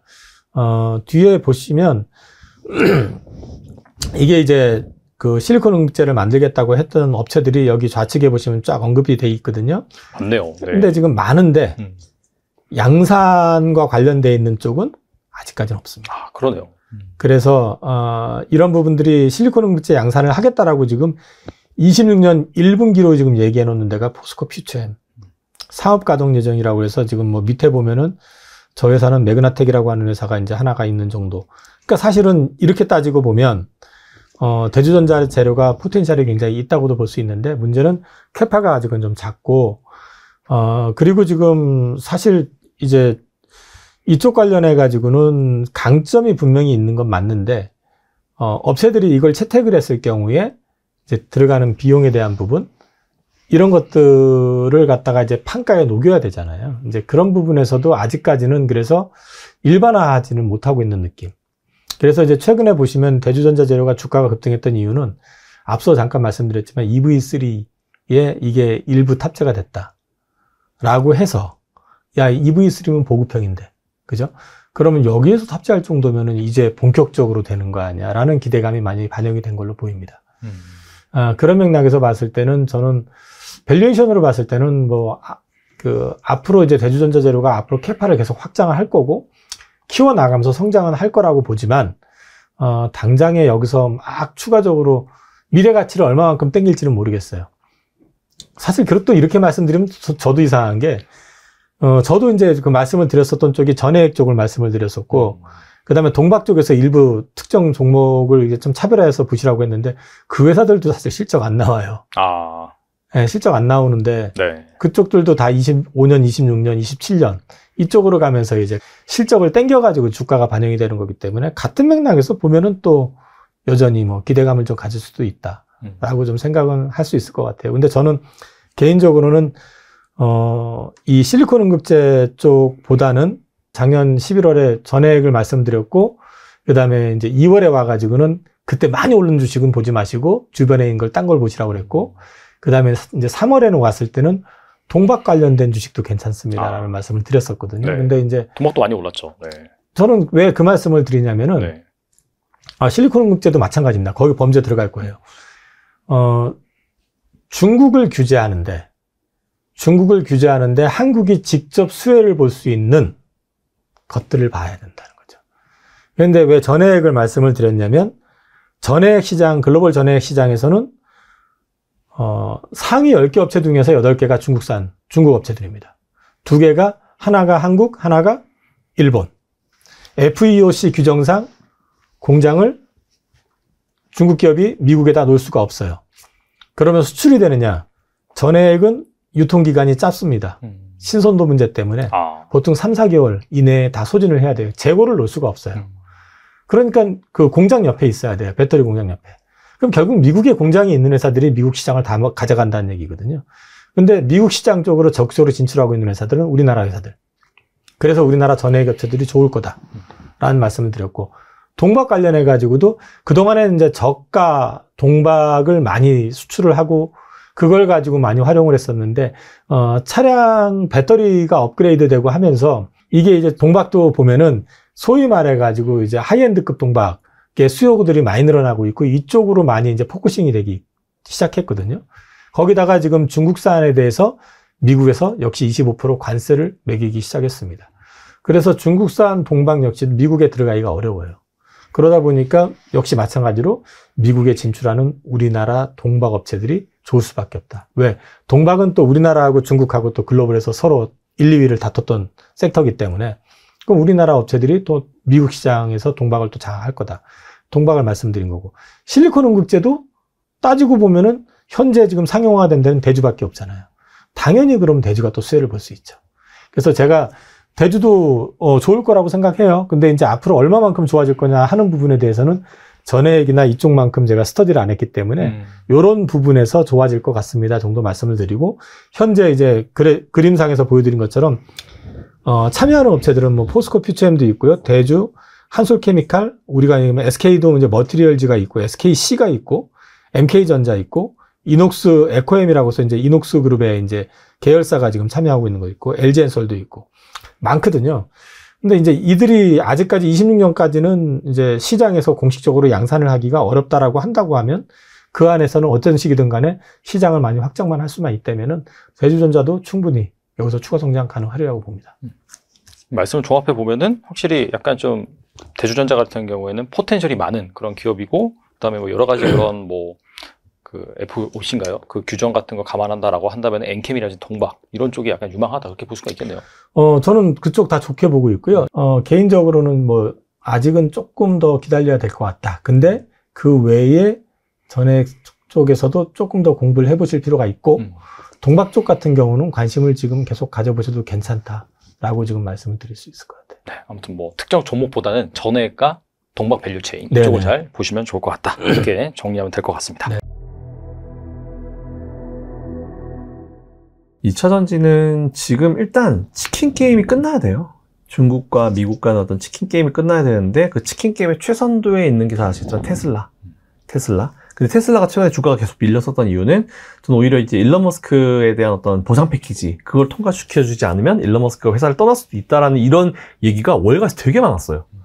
정말 많은 사람들이 이거 진짜 일론 머스크가 떠날 수도 있겠는데, 오히려 일론 머스크가 그 상황에서 XAI 쪽에다가 굉장히 투자를 많이 받았잖아요. 그러면서 저 사람은 혼자서 뭔가 할 수 있는 사람이구나라는 그런 이미지가 되게 많았고, 그런 걱정들이 되게 많았대요. 근데 오히려 저는 진짜 일론 머스크가 테슬라를 떠났으면은 테슬라 주가는 사실은 지금 수준도 유지를 못할 거다라고 저는 개인적으로 보고 있기 때문에, 맞잖아요. 누가 보더라도 테슬라는 일론 머스크가 밑에서부터 빌드업을 해온 이제 기업이기 때문에 오히려 저는 그런 불안감을 좀 없앴다고 생각합니다. 근데 그것과는 별개로 일단은 이제 전기차 판매량에 대한 게 좀 증가해야겠죠. 그래야지 2차 전지 관련 기업들도 좀 올라갈 수 있을 것 같은데, 최근에 이제 중국이 많은 국가들이 이제 다들 좀 중국을 이제 살짝 공격을 하죠. 이제 너무 중국이 과도한 정부 보조금으로 이제 거의 밀어내기식 수출을 하고 있었잖아요. 물론 이해는 해요. 중국을 이해는 합니다.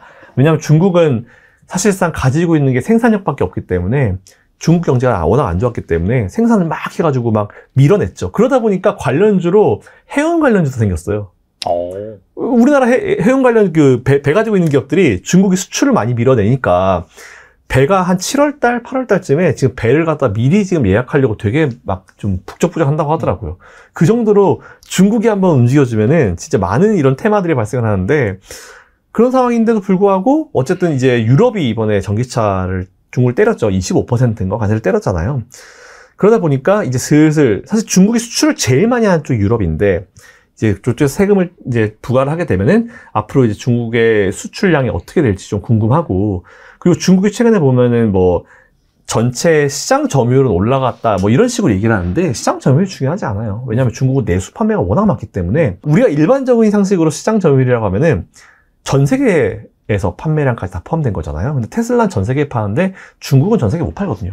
그러니까 저는 미국에서 이제 중국산 전기차에 대해서 뭐 세금을 뭐 부과하겠다 했을 때 저는 좀 웃었어요. 왜냐하면 미국 다니다 보면은 중국산 전기차 안 다니거든요. 없어요. 누가 타요? 아무도 중국산 전기차를 거의 타지 않습니다. 그래서 오히려 그게, 저렇게 액션을 취하는 게 미국이 올리면 미국의 우방 국가들도 다 따라 올리니까 이게 전방위적인 어떤 공격이 되겠구나 라는 이런 생각이 들었고, 그런 것들이 지금 시행이 되고 이제 시행이 되는 상황이기 때문에 오히려 이제 미국은 또 슈퍼 301조 가동도 했고, 그러다 보니까 오히려 저는 거의 이 치킨 게임이 이제 마무리 단계에 들어가는 느낌인 것 같아요. 그래서 저는 오히려 진짜 제가 지난번에도 데이터 몇 번 가지고 가서 보여드렸는데, 2025년도가 되면 내연기관과 전기차의 어떤 전기차 보조금이 없이도 이 두 개의 어떤 두 차량의 어떤 들어가는 생산 비용 자체가 거의 일치되는 시점이 온다. 그게 2025년도다라는 말씀을 드렸고, 계속 똑같이 말씀드렸던 게 올해 하반기부터는 전기차 2차전지 관련주들 관심 가져보시면 좋을 것 같다라는 말씀을 사실 되게 많이 하고 다니거든요. 그 테슬라도 사실은 저는 좀 좋게 보는 게 일단 애플은 올라갔으니까 원래 M7 중에 2개가 빠졌었잖아요. 테슬라랑 애플. 근데 애플은 이미 들어갔으니까 테슬라는 오히려 일론 머스크에 대한 불확실성이 사라졌고 이번에 일론 머스크가 춤을 추면서 등장하더니 너무 웃기더라고요.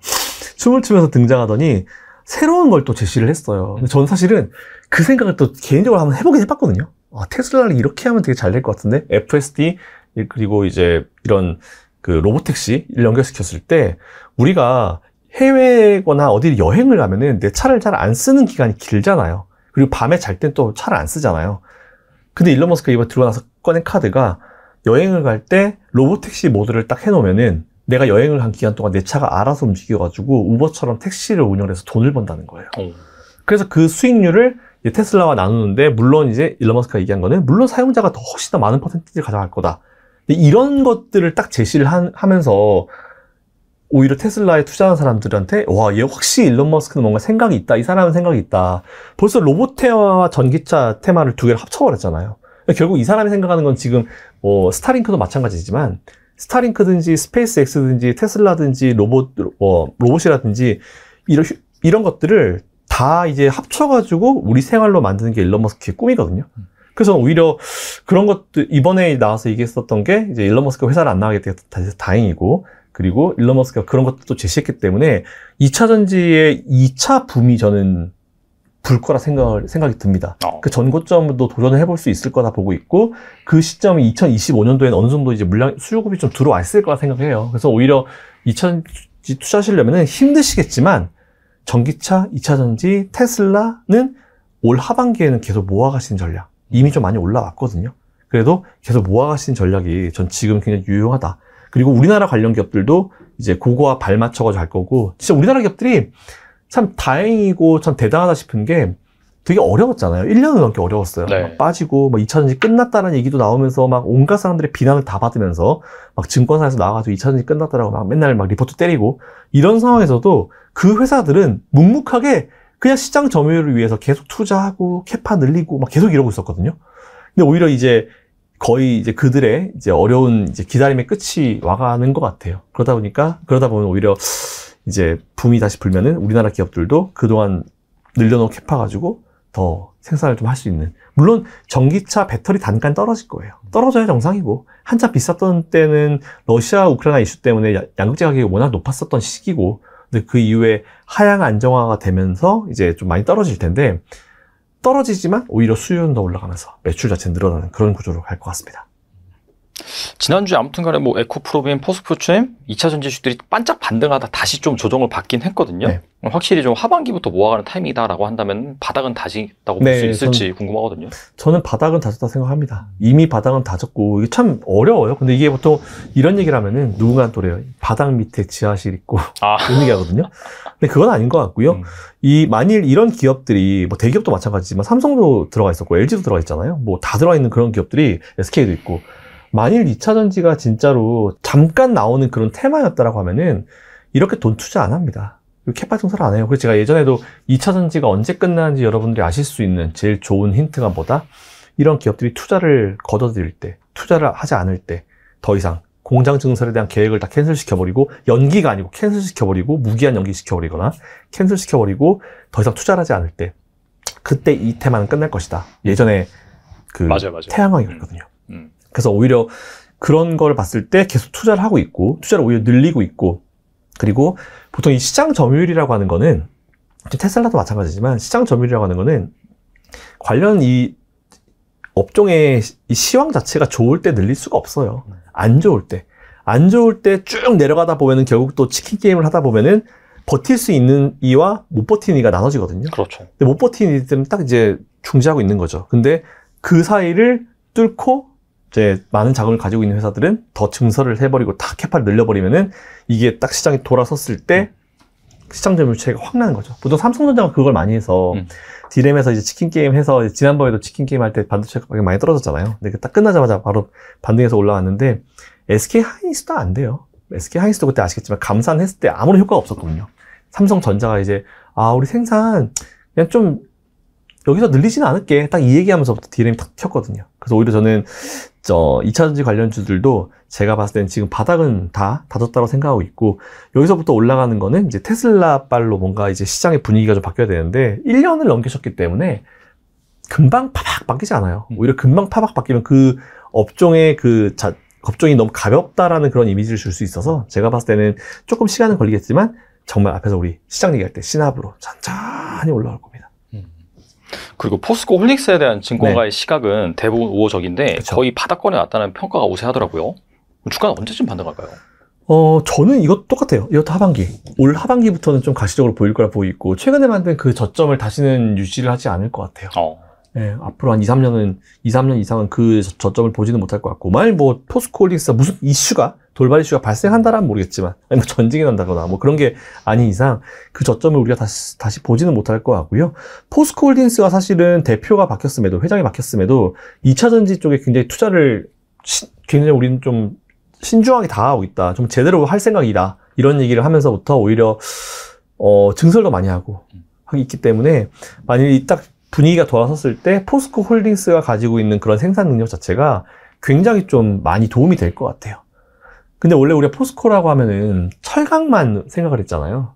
근데 사실 포스코를 보면서도 철강은 잘하는 기업인데, 오히려 저는 사실 사업을 할 때 제일 중요한 게 이제 파이프라인, 캐시플로우가 정말 중요하다고 생각을 하거든요. 근데 포스코 홀딩스도 원래는 철강만 하던 회사가, 물론 뭐 다양했겠지만 크게는 철강이었죠. 철강만 하다가 이제 2차전지라고 하는 완전히 새로운 어떤 이제 산업을 포트폴리오를 만들었잖아요. 사업의 포트폴리오를 만들었잖아요. 그게 돈 될 포트폴리오. 그렇기 때문에 오히려 포스코 홀딩스 주가는 철강이 올라가도 올라가고, 그리고 2차전지가 올라가도 올라가고, 양쪽의 어떤 매력을 가지고 있지 않을까 생각하고 있고, 포스코 홀딩스는 제가 예전부터도 계속 밀고 있지만 지금도 여전히 전 좋다고 생각합니다. 확실히 좀 시간이 지나면 전고점을 넘어서 네. 예전에 말씀하셨던 그 100만 원 달성하는 시점이 100만 원? 언젠가 오겠네요. 저는 100만 원 탄력 받기 시작하면 100만 원은 그냥 가볍게 갈 것 같아요. 어렵지 않게. 그 이유가 이제 문제겠죠. 이유에 이제 얼마나 또 받쳐주고 시황이 받쳐주냐에 따라 달라질 것 같은데, 지금 막 100만 원 얘기하면은 되게 많은 분들이 막 비판해요. 그리고 이제 워낙 무거운 기업이잖아요, 포스코 홀딩스가. 근데 MSCI 인덱스에 보시면은 6인가 7위에 딱 랭크가 돼 있습니다. 사실 2차 전지 관련 기업들 중에 MSCI 인덱스를 제가 왜 좀 말씀드리냐면은, 이것도 제가 최신판 보내드리겠습니다. 네네. 보시면은 이거는 외국인들이 딱 요대로 그냥 매수를 하겠다라는 의미거든요. 그랬을 때 2차 전지 중에 제일 상단에 있는 게 포스코 홀딩스입니다. 그리고 10위에 있는 게 두 번째인데 삼성 SDI. LG에서 날아갔어요. LG화학 날아갔어요.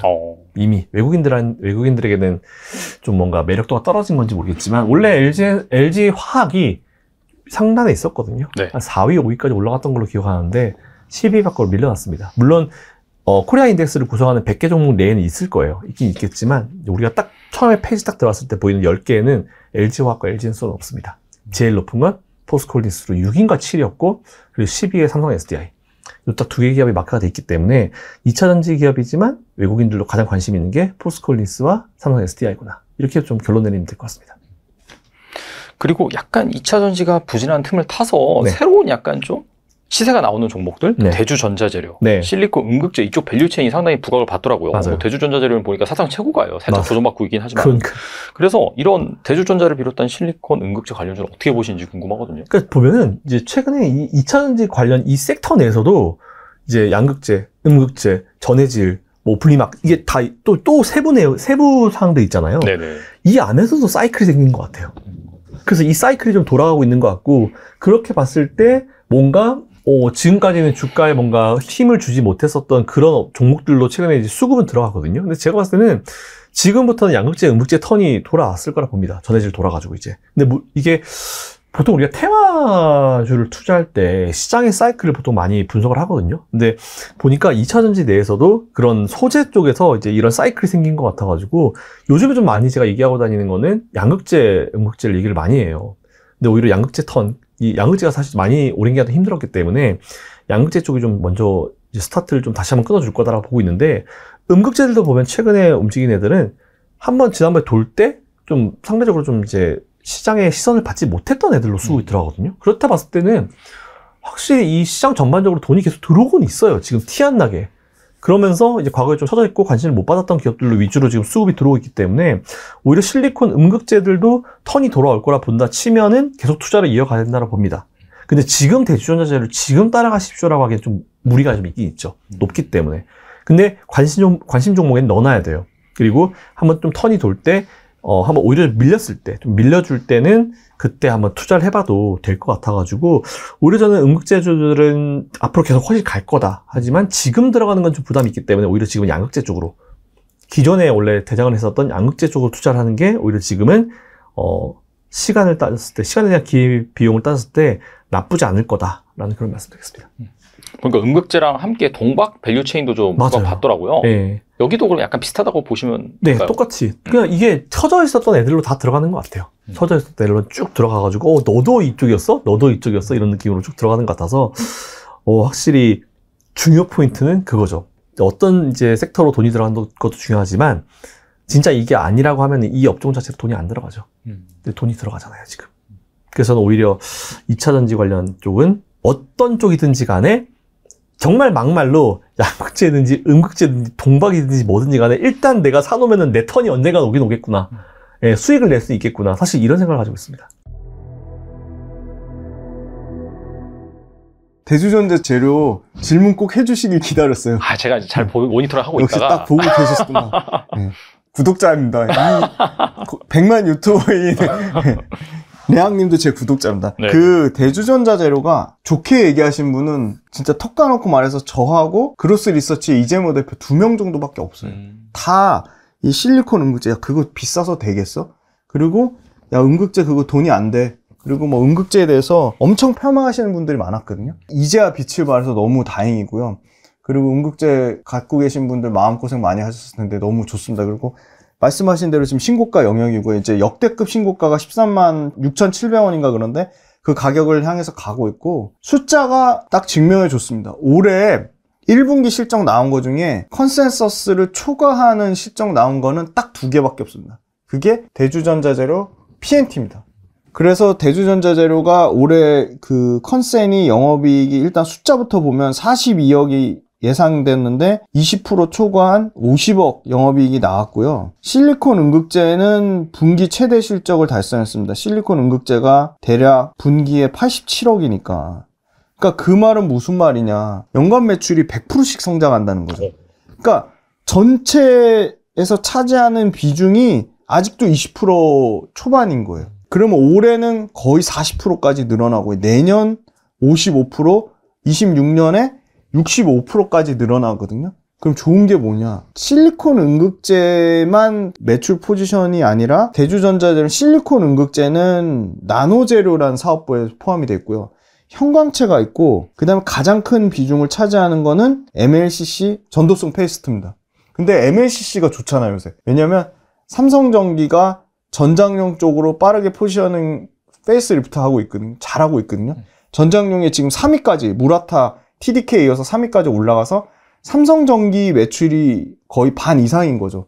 근데 삼성전기 MLCC가 잘 팔리면 거기에 들어가는 15% 이상의 비중을 차지하는 MLCC 전도성 페이스트가 잘 팔릴 수밖에 없는 거죠. 왜냐면 MLCC 전도성 페이스트는 대주전자재료가 최상위권 선두주자거든. 선점 효과를 누렸거든요. 그런데 전혀 기대 안 했던 MLCC 쪽 실적까지 좋아지니까 기존의 매출단에서 40% 이상 차지하는 MLCC 부품이 좋아지고 실리콘 음극재는 100%씩 성장하고 숫자가 완전 논한 거죠. 그래서 연간 올해 예상되는 영업이익이 300억대, 280억에 300억대. 그러니까 영업이익이 뭐 370%씩 성장하고 매출은 50%. 그럼 내년은 어떻게 되냐? 내년은 매출 100%, 영업이익 370% 성장한 거에서 100% 영업이익. 그러니까 매출과 이익이 모두 100% 성장할 수밖에 없는 게 저는 가장 구조적인 게 차종 확대거든요. 기존에는 포르쉐 타이칸하고 아우디 이트론만 들어갔는데 현대 아이오닉까지 내려왔어요. 그러니까 SK온 공급 난객 이건 100% SK온의 아이오닉 6에 들어갈 가능성이 개연성이 좀 합리적이라고 보고 있거든요. 아이오닉으로 끝나지 않고 얘기 나오는 거는 스텔란티스 2종, BMW 1종, 폭스바겐 2종, 그 다음에 미국 GM 1종. 그러니까 유럽향, 미국향 골고루 다 늘어나서 최소 7개 차종이고 최대 9개 차종. 그러면 올해 하반기에 늘어나는 차종만 4개 차종이거든요. 그럼 출하량, 그러니까 물량, Q가 분기별로 50%씩 늘어나요. 그러니까 매분기 최대 실적 갱신을 예상하는 거죠. 그 숫자가 증명이 되고, 차종만 늘어나는 게 아니라 원래는 섞는 거거든요. 실리콘 응급제를 혼합하는 건데 3에서 5% 정도 섞었다면 지금 이제 7에서 8%. 그러니까 7에서 8% 섞는 거가 원래는 25년도 얘기가 나왔는데 당장 올해 하반기부터 7에서 8% 섞겠다고 해요. 왜냐면 삼성 SDI가 아주 실리콘 응급제를 굉장히 공격적으로 선택을 하고 있거든요. 그래서 캐파가 국내에서는 뭐 압도적이고, 국내에서는 올해 7,000톤이니까 사실 올해 기준 10,000톤보다 약간 3,000톤 부족하긴 해요. 근데 아마 그 10,000톤 가는 거는 내년이면 10,000톤 갈 것 같고, 25년 기준 10,000톤이고, 얘네가 장기 목표는 2030년까지 10만 톤 목표 잡아놨어요. 그러면 10만 톤 기준으로 하면 심플해요. 매출이 실리콘 응급제만 2조 보는 거거든요, 지금. 아직 350억인데, 그러면 10배, 거의 80배 성장을 예상하는 겁니다. 매출로. 그래서 캐파가 일단은 얘네도 계속 증설을 해야 돼요. 그래서 지금 당장 내년에 10,000톤, 26년이나 27년경에 2만 톤 이렇게 캐파도 2배씩 늘어나는 구조고, 그 다음에 중요한 거는 실리콘 응급제가 IT 쪽의 부품으로 들어갈 것 같아요. 지금 글로벌 IT사 쪽으로 IT용 실리콘 응급제 판매가 지금 25년도 당장 이제 내년이니까 그것도 소위 말하는 어플리케이션 다양화 측면으로 보면 전기차 지금 없어서 못 팔 정도인데 거기에 IT라는 신규 성장 동력이 생긴 거고요. 그 다음에 세 번째는 지금 다양한 어플리케이션의 R&D 연구개발용으로 실리콘 응급제를 쓰려고 하는 게 대략 30개 정도가 지금 테스트 중이래요. 엄청나게 이 실리콘 응급제가 전기차만 생각했는데 이미 IT 쪽에 들어가고 있고, 추가적으로 뭐 전동공구가 될 수도 있고 여러 가지 매출처의 다양화가 생기는 거죠. 그래서 Q가 양적 확장이 드라마틱하게 늘어날 것 같고, 그리고 저는 눈여겨봐야 될 게 그거였거든요. 임원분 인터뷰 중에 이런 얘기가 있었거든요. SNE 리서치가 실리콘 응급제 좋은데, 성능 좋고 너무 좋은데 너무 비싸다. 60불 정도예요, 60불. 킬로그램다. 근데 지금 응급제 대세는 인조흑연이거든요. 인조흑연이 30불대니까 가격이 2배 이상 차이 나니까 비싸서 못 쓰겠다는 건데, SNE 리서치가 2029년이나 2030년에 실리콘 응급제도 만드는 데가 늘어나니까 가격이 떨어질 거다. 절반 이상 떨어질 거다. 그랬는데 자체적으로 대주전자재료가 국내에서는 압도적인 기술력 1등이니까 야, 우리가 원가 절감하고 생산 공정 개선해가지고 우리는 2030년 전에 3년 앞당겨서 2027년에 지금 가격의 절반 이상 떨어뜨리겠다고 했어요. 그러면 SNE 리서치보다는 저는 당연히 업체에서 얘기하는 게 훨씬 신뢰도가 높다고 보거든요. 현업에 있는 분이니까. 만약에 2027년에 공정 자동화하고 생산 원가 코스트 다운시키고 생산 공정의 혁신을 일으켜가지고 절반 이상 떨어뜨릴 수 있다? 그러면 2027년 실리콘 응급제가 30불까지 내려온다? 근데 인조흑연보다 성능은 뭐 2배 이상 차이 난다? 그럼 실리콘 응급제 안 쓸 이유가 없는 거죠. 그렇죠. 그래서 그런 측면을 발빠른 뭐 삼성 SDI라든지 완성차 업체 중에 아까 갑자기 늘린다고 하는 회사도 있잖아요. BMW, 스텔란티스, GM. 이런 데들이 그런 어떻게 보면 이런 회사들의 가격 코스트 다운 시키는 거를 어느 정도 예측을 하고 이렇게 물량 자체를 급격하게 느리지 않나 그렇게 보고 있고, 실리콘 응급제도 당연히 중국 배제 수혜를 받습니다. 지금 압도적인 1등이 중국의 BTR이고요. 2등이 일본의 시네츠화학이거든요.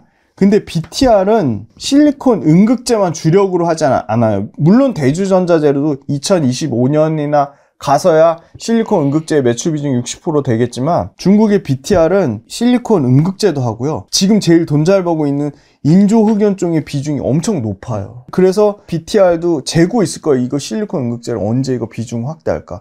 그래서 그 재고 있는 사이에 대주전자재료가 발빠르게 좀 치고 올라가서 지금 글로벌 3위권이거든요. 근데 일본의 시네츠화학은 공격적으로 늘리지 않고 있어요. 엄청나게 큰 회사거든요, 시네츠화학은. 시네츠화학은 대주전자재료보다 더 실리콘 응급제 비중이 낮아요. 그래서 저는 오히려 BTR하고 시네츠화학이 좀 주춤하는 사이에 대주전자재료가 글로벌 고객사 완성차의 레퍼런스를 계속 차곡차곡 쌓아가고 있고 3위권에서 잘하면 2위권까지도 올라갈 수 있겠다. 왜냐하면 캐파를 내년에 10,000톤, 20,000톤 하면 BTR이랑 시네츠화학이랑 거의 동급의 캐파라고 보시면 되거든요. 그래서 저는 굉장한 성장성이 있다. 그래서 지금 주가는 많이 올라왔어요.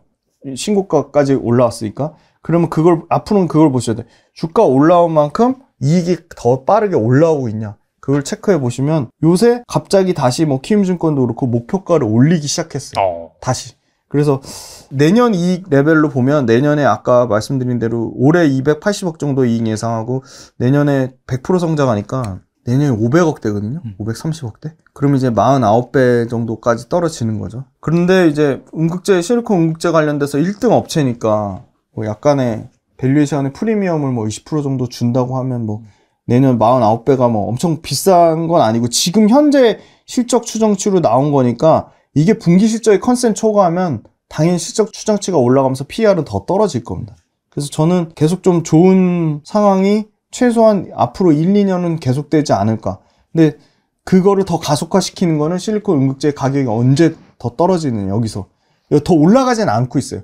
지금 55에서 60불 사이 왔다 갔다 하니까 가격이 추가적으로 떨어지면 매출과 이익이 늘어나는 사이즈는 아마 기하급수적으로 좀 빨라질 것 같아서. 왜냐면 주가가 지금 장기성 물량이라고 하는 지금 신고가 비싼 가격에 연기금 쪽에서 수급이 들어오고 있거든요. 네.